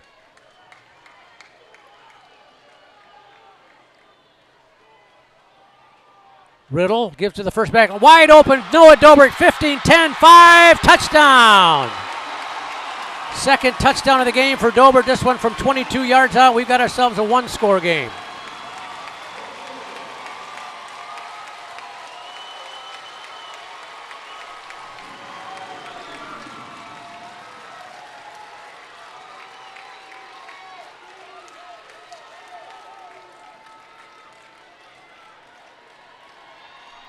.22 yards out, makes it 21-16 Cats. They're going to keep the offense out there and try to get within a field goal here, go for two.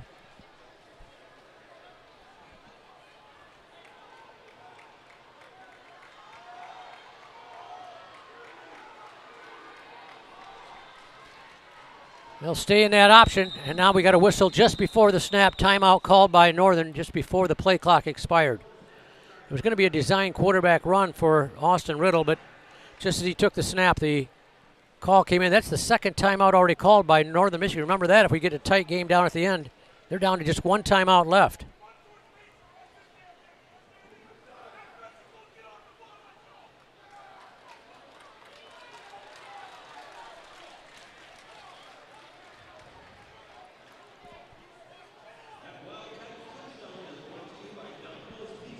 They'll still go for two to try to make it a 3-point Davenport lead, 21-18.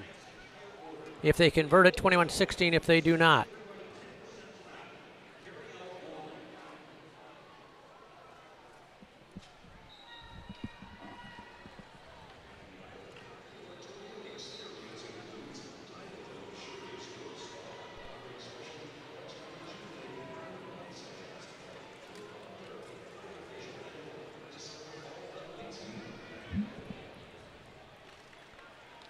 All right, here we go. Ball spotted at the 3 for the 2-point conversion attempt by the Cats.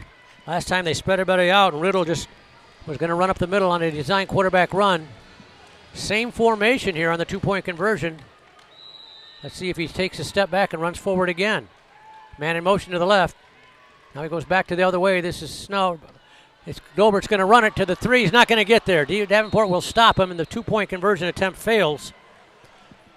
So with 7:42 to go in the third quarter, it's now Davenport 21, Northern Michigan 16. Back with a kickoff here on DUPanthers.com. If I lose, I'll respond with respect. If I win, I'll back it up with humility. If I fail, I'll rise up with honor. Student athletes work hard to be at the top of their game. Don't undo their hard work with poor sportsmanship.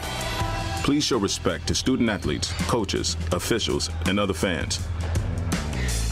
Respect is the name of the game.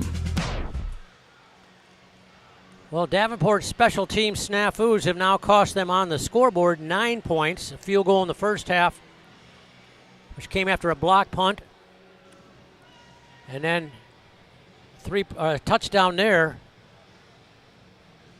after the bad snap eliminated even a chance for a punt.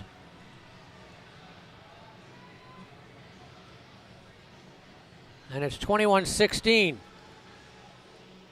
We missed the Sultan of Snap, Joe Seidel, who for so many years was a mainstay snapping the ball for Davenport on special teams. Sims and Young to receive. It's going to come over to Michael Young right at the 6-yard line. Young to the 10, 15. Michael to the 20.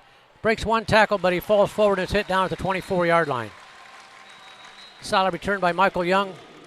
DU will get it back now with a 21-16 lead for the Panthers. Making the tackle that time, Vince Martin, the sophomore from Bark River, Michigan. I think I told you it was Minnesota earlier. That's Bark River, Michigan. Cats were offside on the kickoff, so they'll add 5 yards, moving the ball out to the 29-yard line. 1st and 10 for DU, which needs to get that offense going again. Dwan Mathis, 12 out of 19, 211 yards, 1 touchdown, no interceptions, has not been sacked yet today. Mathis will give it on the inside handoff, on the fly. This is Harris to the right side. He gets across the 35, they'll knock him backwards. That's George Sims on the carry, make that. On the jet sweep around, George took it. Nice carry by George. Racine, Wisconsin redshirt junior. Monreal on the tackle. Give George about 7. Call it 2nd down and 3 for DU at their own 36.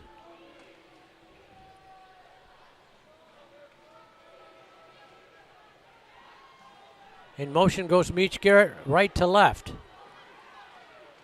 Mathis, delayed handoff up the middle. This is Caden Collins, and he plows for the 1st down. Good run by Caden Collins. Canoga Park, California native, moves the chains for DU. 1st and 10 Panthers at the 40.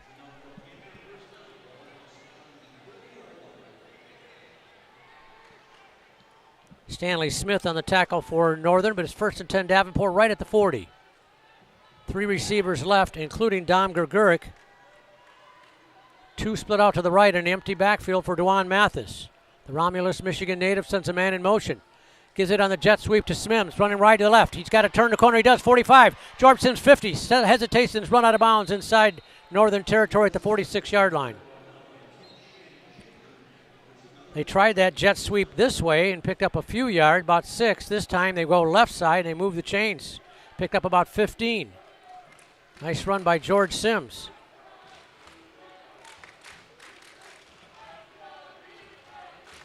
First and 10 Davenport at the Northern 46, let's call it.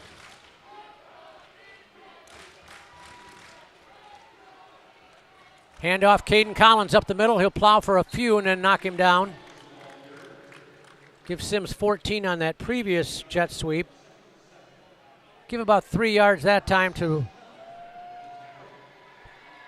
Collins. Chance Bridgers on the tackle for Northern Michigan, along with Monreal, who's been on a bunch of tackles for the Cats. 2nd and 7. Davenport leading 21-10, 5:21 to go, 3rd quarter. Panthers moving left to right, black pants, white jerseys, black numerals, and black helmets. Man in motion left to right. They'll give it on the jet sweep and hit for a loss back at the midfield stripe. That time they went to Kalen Shaw, the redshirt sophomore in there from Detroit. And Jax Hertel, their talented linebackers, snuffed it out and dropped him all the way back at the 49. It's a loss of about 6.5, maybe 7. 3rd down and 14 for DU. Mathis in the pocket, takes the snap, pump fakes. Now he's in trouble. He's going to be sacked for the 1st time. Back inside Davenport territory, and the Panthers will have to punt it away. Momentum shifting here. And Davenport's got to get that snap first of all. They have had trouble with the snaps on 1 field goal attempt and 1 punt attempt, resulting in disaster. See if Woyan can get it away. Dobert back to receive, standing at his own 15-yard line. Snap is good. Alec takes his time. Line drive kick. Dobert will watch it hit at the 25, grab it on one hop at the 20, and now the 18. Gets by one man, then he's tripped up as he approaches the 20-yard line.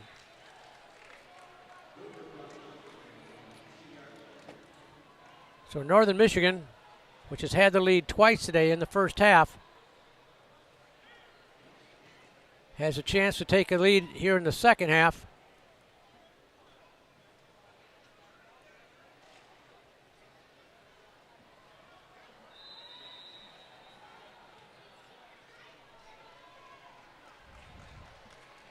They'll stay with their running specialist at quarterback, Austin Riddle,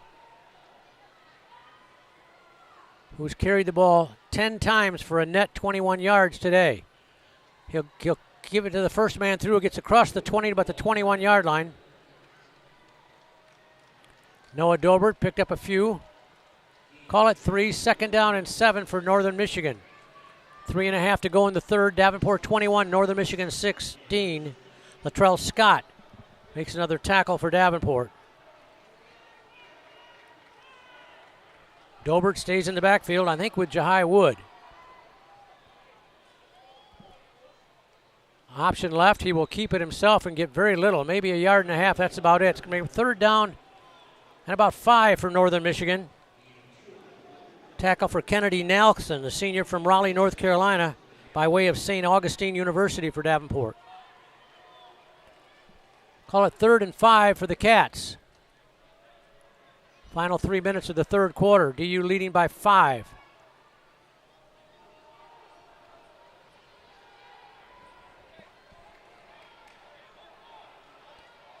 Dober in the backfield, along with Jahai Wood. They'll give to Wood up the middle, and he's got the first down. Got to the 30, that's all he needed.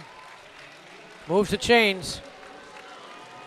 Tackle by Bellamy for DU, but it's 1st and 10, Northern Michigan, just across the 30.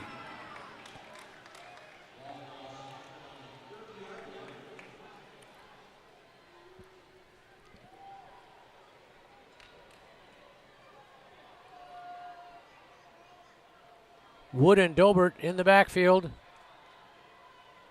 with this patented option offense. Give to Wood, left side, and he's going to fight for a couple, and they'll knock him backwards. They'll give us forward progress out to the 32-yard line. Give him a couple. 2nd down and 8.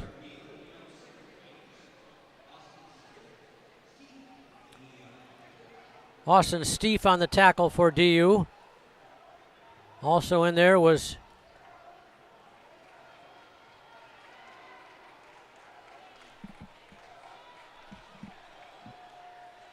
somebody else. 2nd down and 8. Northern Michigan taking plenty of time between plays here. They have to keep that clock going. Option left. Riddle will keep it. Gets across the line. Falls across the 35 to about the 36. It's going to bring up a 3rd down and about 3. D'Angelo Bellamy, the junior from Oakland, California, on the tackle, along with Carlo Ayabar.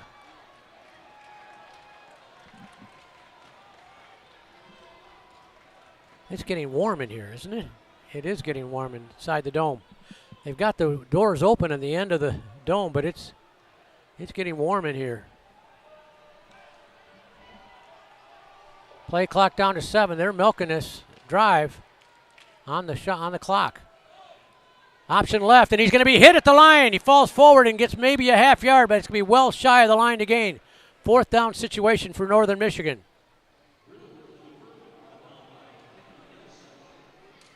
Kennedy Nelson wrapped his arms right around Austin Riddle, who had no way to get out.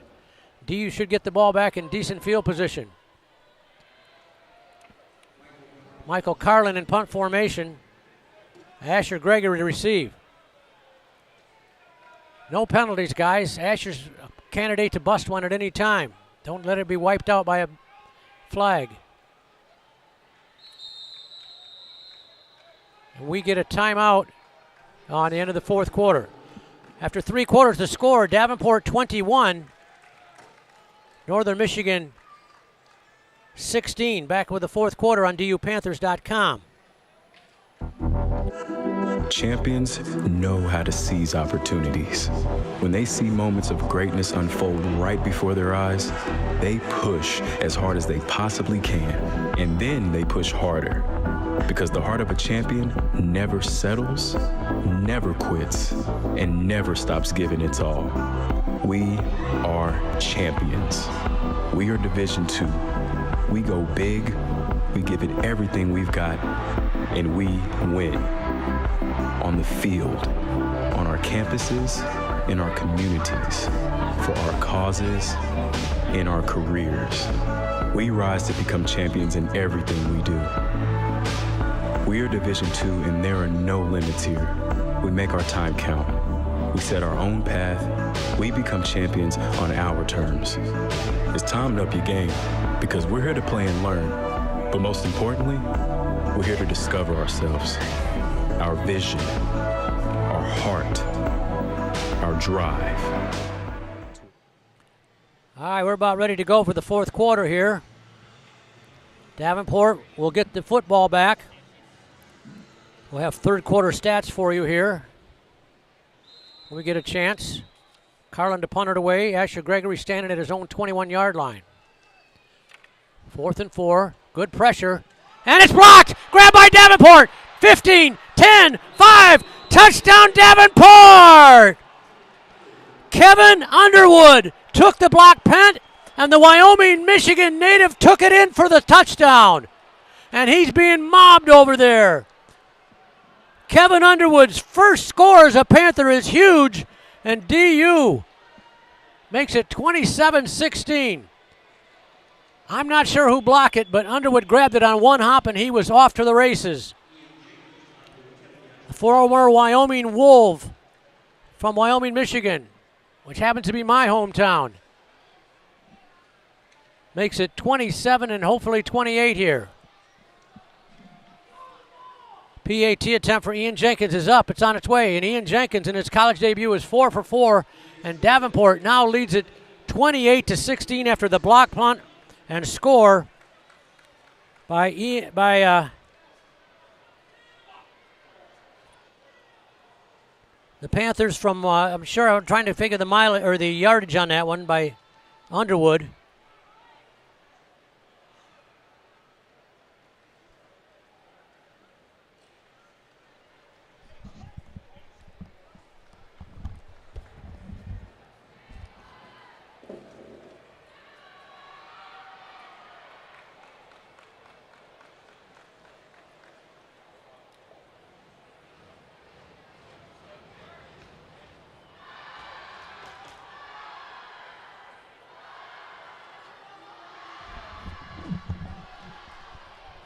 Well, we just got the word next door. Kevin Underwood not only recovered and scored, he also blocked the punt. So what a play by Kevin Underwood, his biggest as a Panther.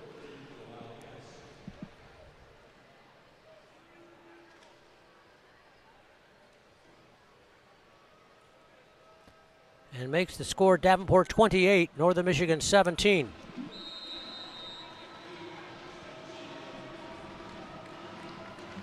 Now Caden Pulaski will kick it away for DU. The dangerous Noah Dobert standing at his own 5-yard line.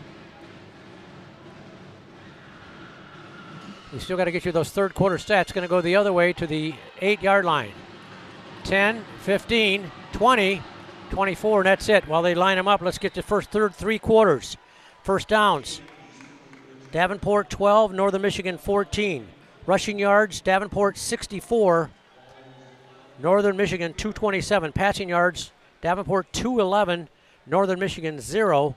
Total yards, Davenport 275, Northern Michigan 227. We'll get some individual numbers when we get caught up here. What a big play, though, by number 12, Kevin Underwood. First down, option right. Riddle will keep it. He's got room to run across the 30, 32. Now, say his knee went down to the 31, but a nice run on first down by Underwood. Or by Riddle, rather. He's now run for over 30 yards. He's brought down by Miles Harris.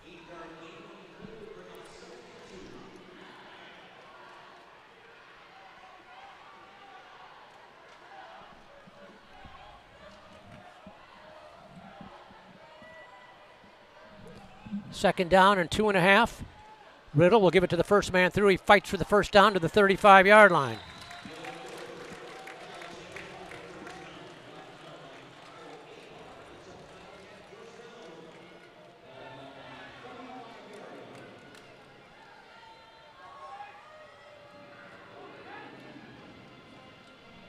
First and 10, Northern Michigan. Riddle with over 30 yards. Dobert has 133 through 3 quarters for the Cats.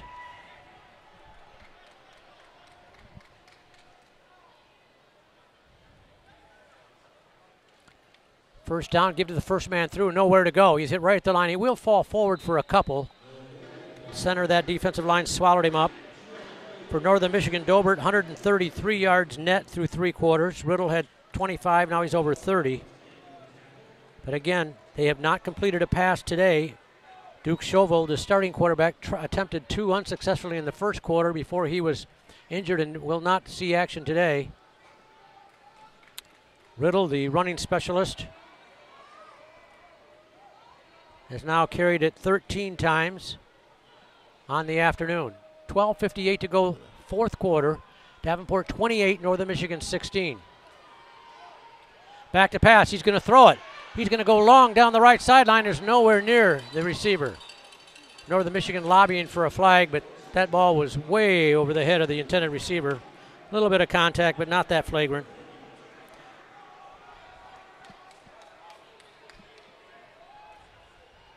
That'll bring up 3rd down and 8.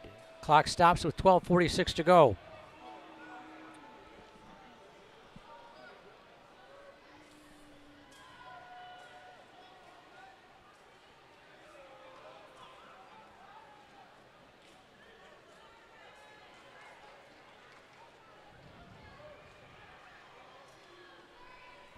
Option left, and he's going to be hit for a very short gain, just across the 36-yard line. And Northern Michigan should punt it away here. Kennedy Nelson wrapped his arms around the quarterback and brought him right down for no gain at all. It'll be 4th down and about 7. Northern showing punt situation right now. This is the stage of game you have to be leery of a possible fake. Be a little bit cautious of it.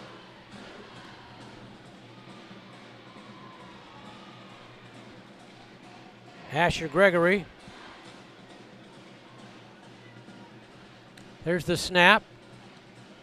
Nice kick. Gregory's going to go back at the 14-yard line, grabs it 15-20. Gets by one man, then there's another that just swallows him up right at the 20-yard line. Nice open field tackle by the Cats that time. DU will get it back. Mitch Larkin, the linebacker from Paladine. Cats, by the way, have a lot of Grand Rapids area West Michigan players. We'll mention this to you when we get a chance.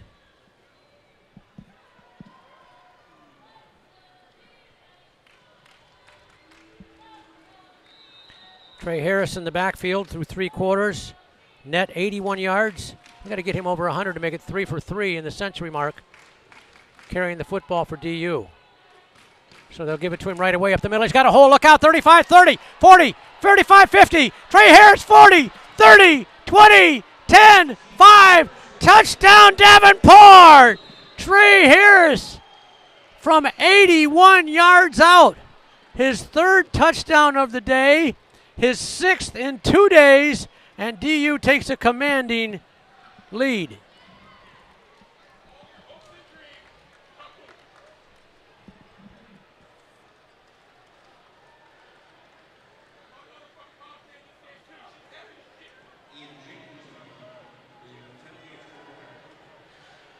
We told you Trey Harris had become the first Panther to score 3 rushing touchdowns in a game 2 weeks ago.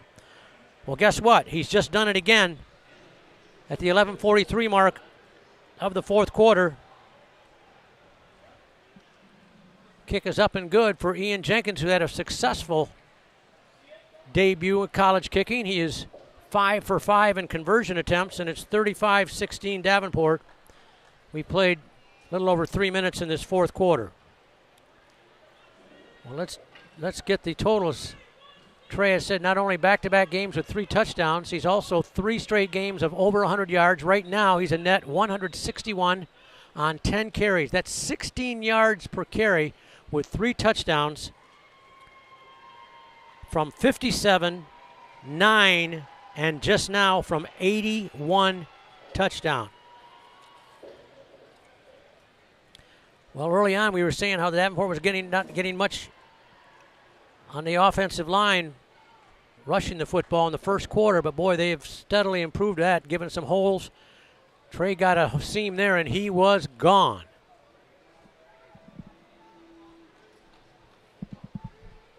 Took a lot of the steam out of this homecoming crowd here in Northern Michigan, with the Panthers now leading by 19 points, 35-16.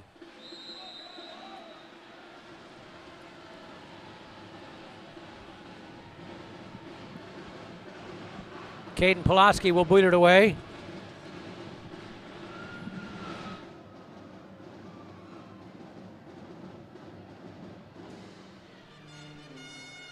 Short kick coming to the 10-yard line. 15, 20, 25. Breaking across the tackle.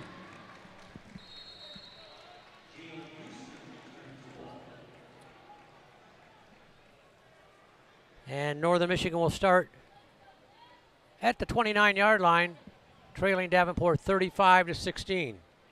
This is a conference game. They'll play again later on November 4th at our place in a non-league affair. Make that November 8th when they come to our place. It's a Saturday. Now Northern Michigan might have to start throwing the ball a whole lot more than they're comfortable with.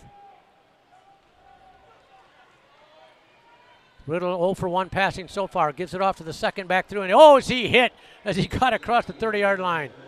Jahai Wood got a head of steam going. I'm sorry, that was Dobert who took a huge hit from Latrell Scott. The Simeon Smoker just lit up the running back there. You like that one, huh? Got 2 thumbs up from our guest spotter today on the Simeon Smoker. He made smoke come out of the ears of the ball carrier with that hit. Pickup of 2, 2nd down and 8 for Northern Michigan. Just under 11 minutes to go in the 4th. Handoff this time to Wood, and he gets across the line for a couple. That's about it. Bring up 3rd and long for the Cats. That's a big problem with the option offense. When you get behind, it takes a long time to get it. They don't get short drives. They get long ones most of the time. Jamar Mills, redshirt senior from Lansing, made the tackle.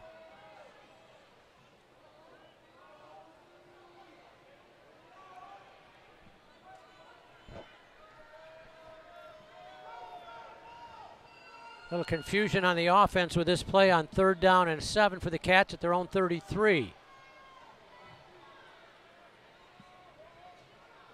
Back to pass is Riddle in the pocket. He's going to go long down the sideline. The ball is short, and it's intercepted by Davenport. Picked off at the midfield stripe.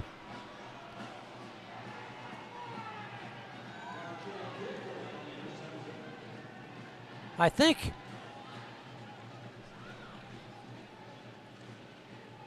I'm not sure who got it, but it's intercepted, and Davenport's got the ball back.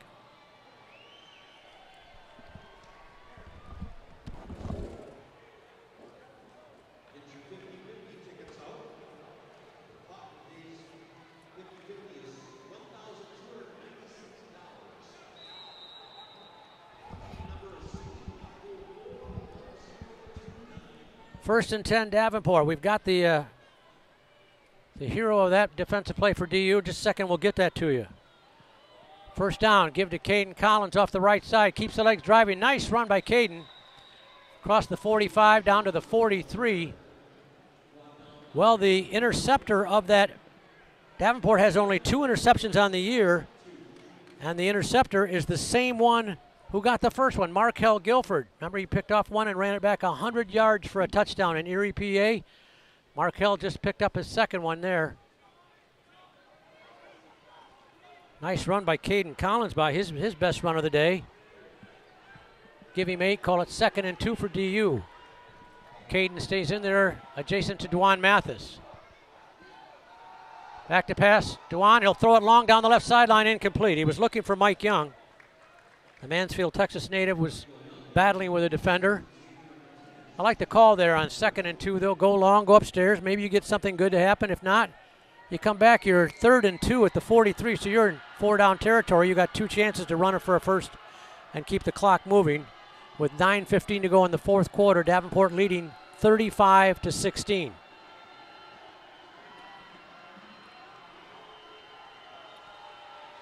Caden Collins in that pistol formation behind. Man in motion is Brody Thompson. They'll give it to KC, and he's hit right at the line of scrimmage. Breaks 1 tackle. Now he breaks the outside, and he's going to lose more yardage. Well, he kept fighting. He was hit right at the line, knocked backwards. He kept his balance, was hit again, knocked farther backwards. And he'll be moved back to the 46-yard line, bring a 4th down about 5. Davenport's not brought the punt team out yet. And now we've got an injured Panther, I think. No, Caden Collins just needs a breather. Here comes the punt team on 4th and 5.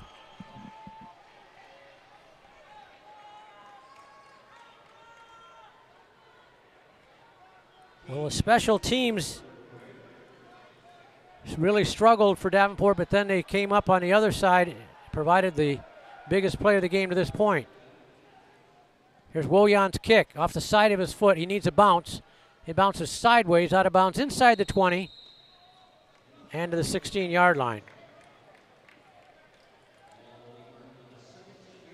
Yeah, the Panthers had a blocked punt in the 1st quarter, a blocked field goal attempt, or not a block, a botched field goal attempt in the 2nd quarter, and then a bad snap that didn't even allow him to punt it in the 3rd quarter.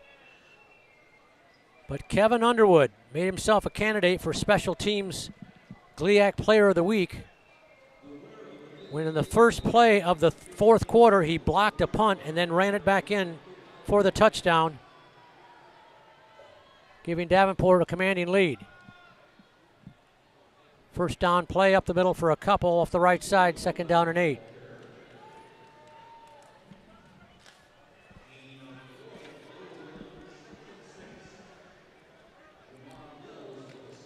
Nico Lukarainen is in there now, running back, along with Vince Martin. As we approach the midway point of the 4th quarter, Davenport on top 35-16. Quarterback will keep it and clicks close to a first down. Boy, Riddle put it in the belly of his running back, wanted to pull it out, but the running back didn't want to give it up. They fought for it for a split second. Riddle then grabbed it and got across the line of scrimmage just shy of the line to gain. Tackled by Dayon Johnson, the redshirt sophomore from Martin Luther King High School in Detroit.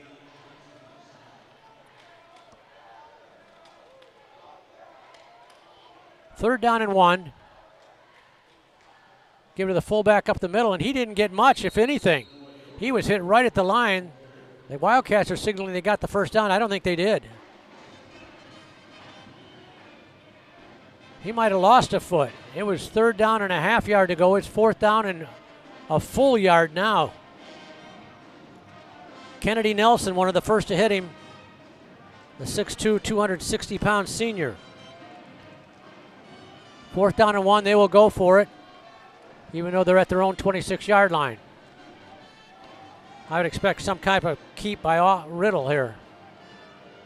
Nope, he'll give to the fullback up the middle. No, and we got a flag on the play. They get the first down. Let's check it out. I think the Panthers might have lined up off the side, so it would have been a first down anyway.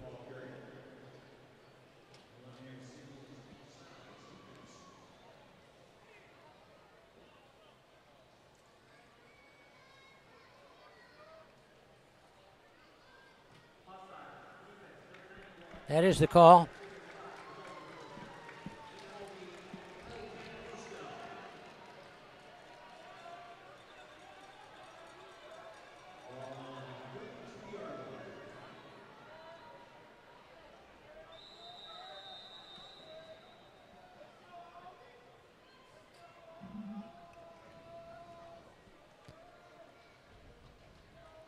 First and 10, Northern Michigan. 6:21 and running here in this 4th quarter. Davenport on top by 19.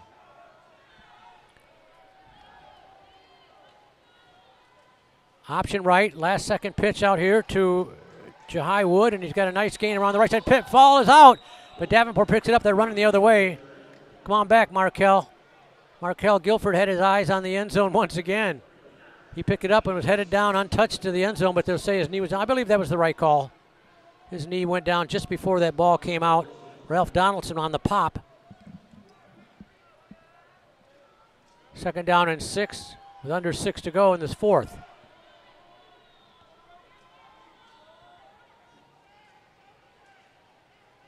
Give it back. Look out. He breaks a tackle. This is Dobert into Davenport territory at the 44-yard line.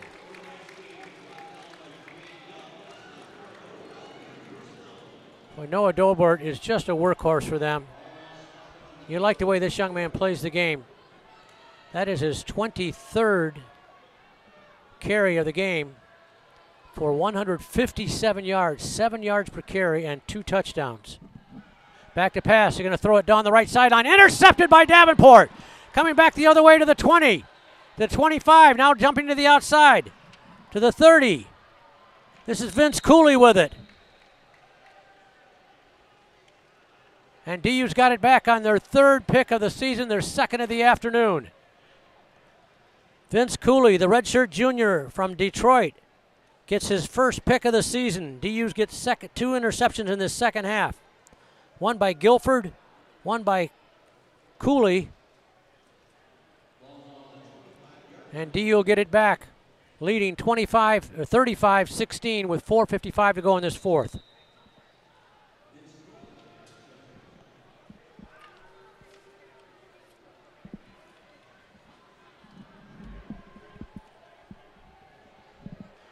DU, I think, will keep the ball on the ground as much as possible here.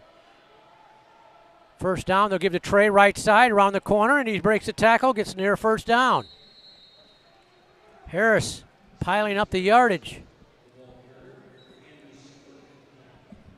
He got another 10 or 11 there. That's going to put him over 170 for the day.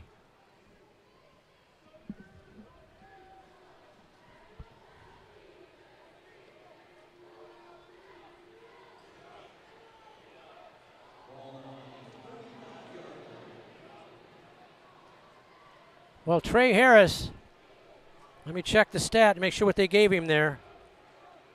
It hasn't come in yet. I believe he's just broken his brother's record.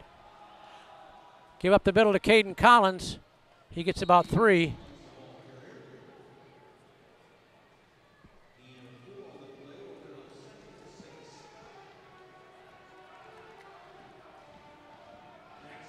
Trey Harris now with 171 yards for the game. He breaks his brother Myron Harris's record set last year at Wayne State, actually 2 years ago at Wayne State, of 168. And Myron won't mind that at all. Younger brother Cephas with 171 if he doesn't lose any more yards here.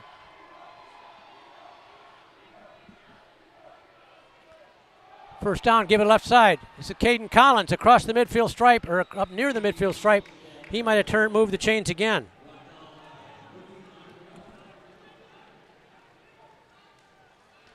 A school record 170-yard rushing game for Cephas Harris.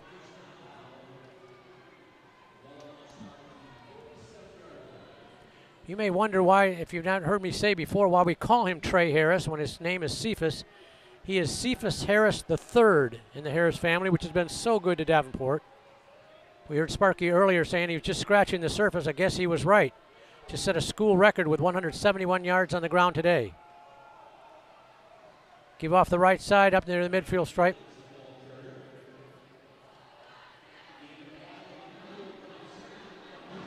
I think that was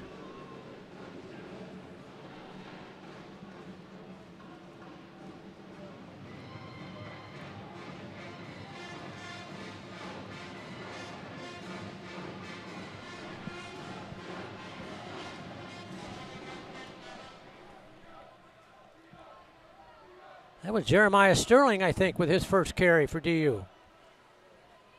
2nd down and 4. Give again to Sterling off the right side. He gets about 3.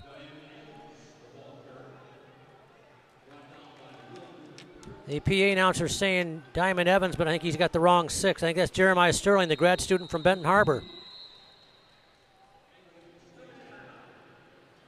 Northern calls its final timeout with 2 minutes to go in this one. Or actually, it's no one calling it. It's the 2-minute timeout.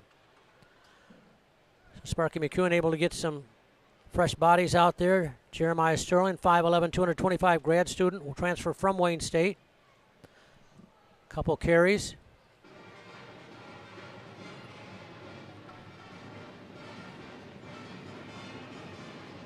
Two carries for 8 yards for Sterling. Good job for him.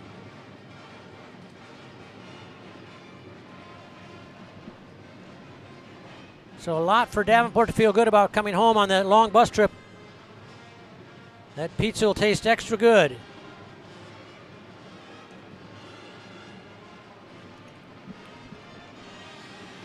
And the Panthers will be able to say they're in first place in the GLIAC because they're the only team playing a conference game today. Everybody else does not start league action until next week.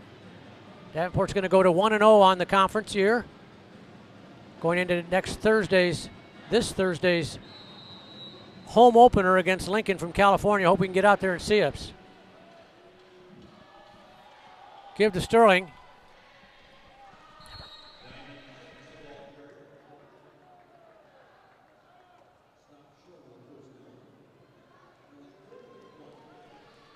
Sterling again on the carry. Brings up 4th down and 1 with under 2 minutes to go. DU's not trying to pour it on or anything. They're just trying to use as much clock as possible. 4th down and 1. DU using the play clock before they snap it. Sterling's a powerful 5'11", 225 body. He'll give it to Jeremiah right side. He plows forward and moves the chains. Good effort there by Jeremiah. Getting some playing time and taking advantage of it as we approach the 1-minute mark in this 4th quarter. We'll have full stats, including the record-breaking performance we mentioned earlier, in the scoreboard or the post-game show.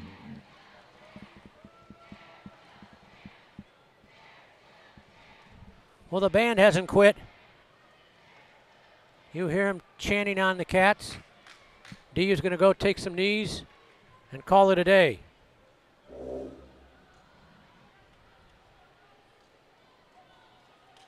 Dwan Mathis takes the snap. He'll have to take one more, I think. Yeah, he will. And the teams will meet at midfield. Well, DU struggled with special teams for much of the game, but it was a special teams play that turned things around when they saw their lead shrink to 21-16 in the 3rd quarter. And then on the first play of the 4th quarter, Kevin Underwood, young man from Wyoming, Michigan, blocked a punt, scooped it up, and ran it in for a touchdown. And the redshirt sophomore made it 28-16. Just a few plays later, Trey Harris went 81 yards up the middle on his way to a record-breaking performance, and Davenport went on to the victory. Final score, Davenport 35, Northern Michigan 16. We'll come back, we'll recap the scoring and give you some final total numbers. Stay with us here on DUPanthers.com. Champions know how to seize opportunities. When they see moments of greatness unfold right before their eyes, they push as hard as they possibly can, and then they push harder. Because the heart of a champion never settles, never quits, and never stops giving its all. We are champions. We are Division II. We go big, we give it everything we've got, and we win. On the field, on our campuses, in our communities, for our causes, in our careers. We rise to become champions in everything we do. We are Division II, and there are no limits here. We make our time count. We set our own path. We become champions on our terms. It's time to up your game, because we're here to play and learn. But most importantly, we're here to discover ourselves. our vision, our heart, our drive to achieve every goal we aim for, because we want to be champions at the highest level, life. At Division II, the opportunities are here. Are you ready?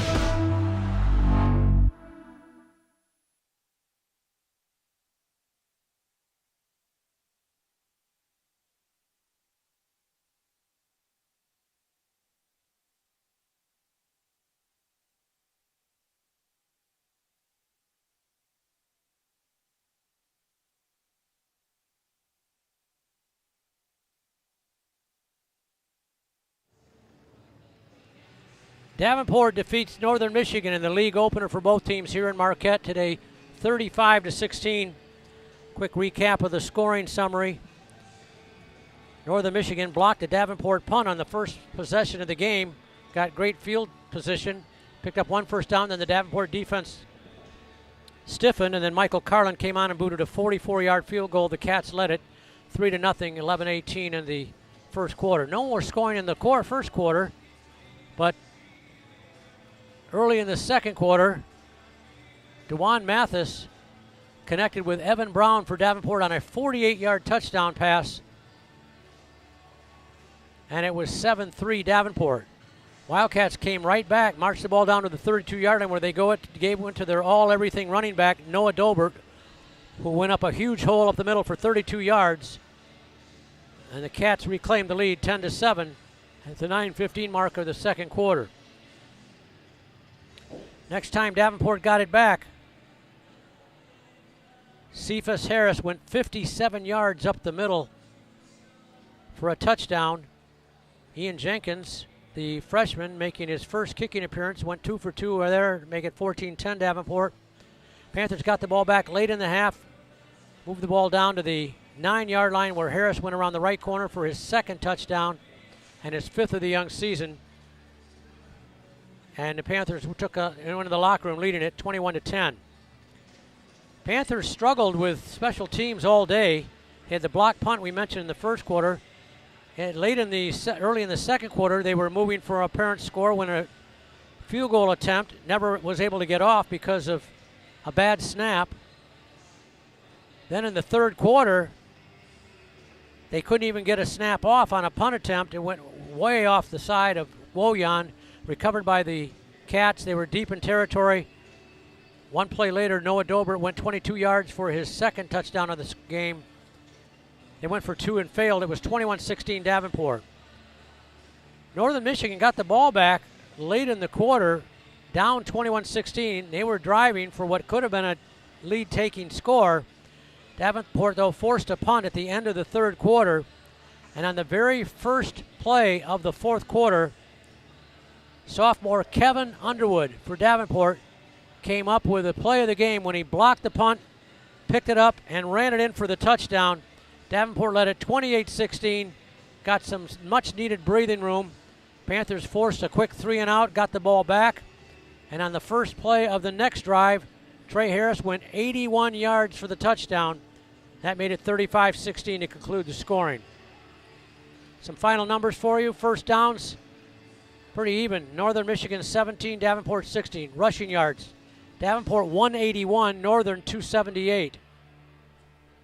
Passing yards, Davenport 392. Northern Michigan, I'm sorry, that's total yards, 392 to 278. Passing yards, Davenport 211 to 0. No passing yards for Northern Michigan. And some individual numbers for you. A time of possession, Northern Michigan controlled that one, 35.5 to 24.5. In the rushing category, Trey Harris with the 57-yard touchdown run, the 80-yard touchdown run, and the 9-yard dash for score. 3 touchdowns and 171 yards, a new school record. He breaks his older brother Miles Harris' record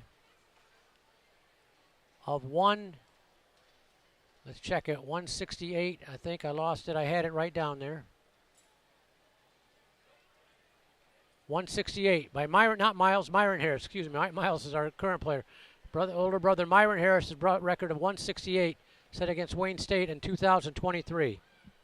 Caden Collins picked up 24, George Sims 21. Passing, Dwan Mathis 12 of 20, 211 yards. That's 2 straight games for Dwan of over 200 yards passing. 1 touchdown, 1 sack, no interceptions. That's important. Receiving, Davenport, George Sims 3 for 46. Trey Harris 3 for 6. Keontae Nixon 2 for 53. And Evan Brown 1. It was a big one. The 48-yard touchdown for the first score of the game for DU. Alec Willian averaged 33 yards for his punts today. And leading tacklers for Davenport, Jamar Mills and Xavier Marquez, 9 tackles apiece. Carlo Ibar and D'Angelo Bellamy had 7 tackles each for Davenport. So Davenport now gets ready for a non-league game and our first ever weeknight game at home. It's our first home game of the year, but it'll be our first ever weeknight game, as Thursday night against Lincoln from California. We'll come out there at 7:30, so get out there. Panthers have had a long, long way to start this game with this season, with not only 3 road trips in a row, but 3 long ones to Missouri, Pennsylvania, and now the far reaches of the UP. But they're home now, and starting this week, they've got the home schedule favoring them for the rest of the way. So get out there. If you can't, log in and watch us on Flow Sports TV. Bill Rowland and I have the call a little before 7:30 on Thursday night. That'll wrap it up. Thanks to the good folks in Northern Michigan for their assistance with our setup here, especially my old buddy Casey Ford. Good seeing him, Northern Michigan radio voice. And that'll wrap it up one final time at the Superior Dome in Marquette. So one final score, Rick Berkey saying thanks for tuning in. And the happy totals today from Marquette, Davenport 35, Northern Michigan 16. So long, everybody.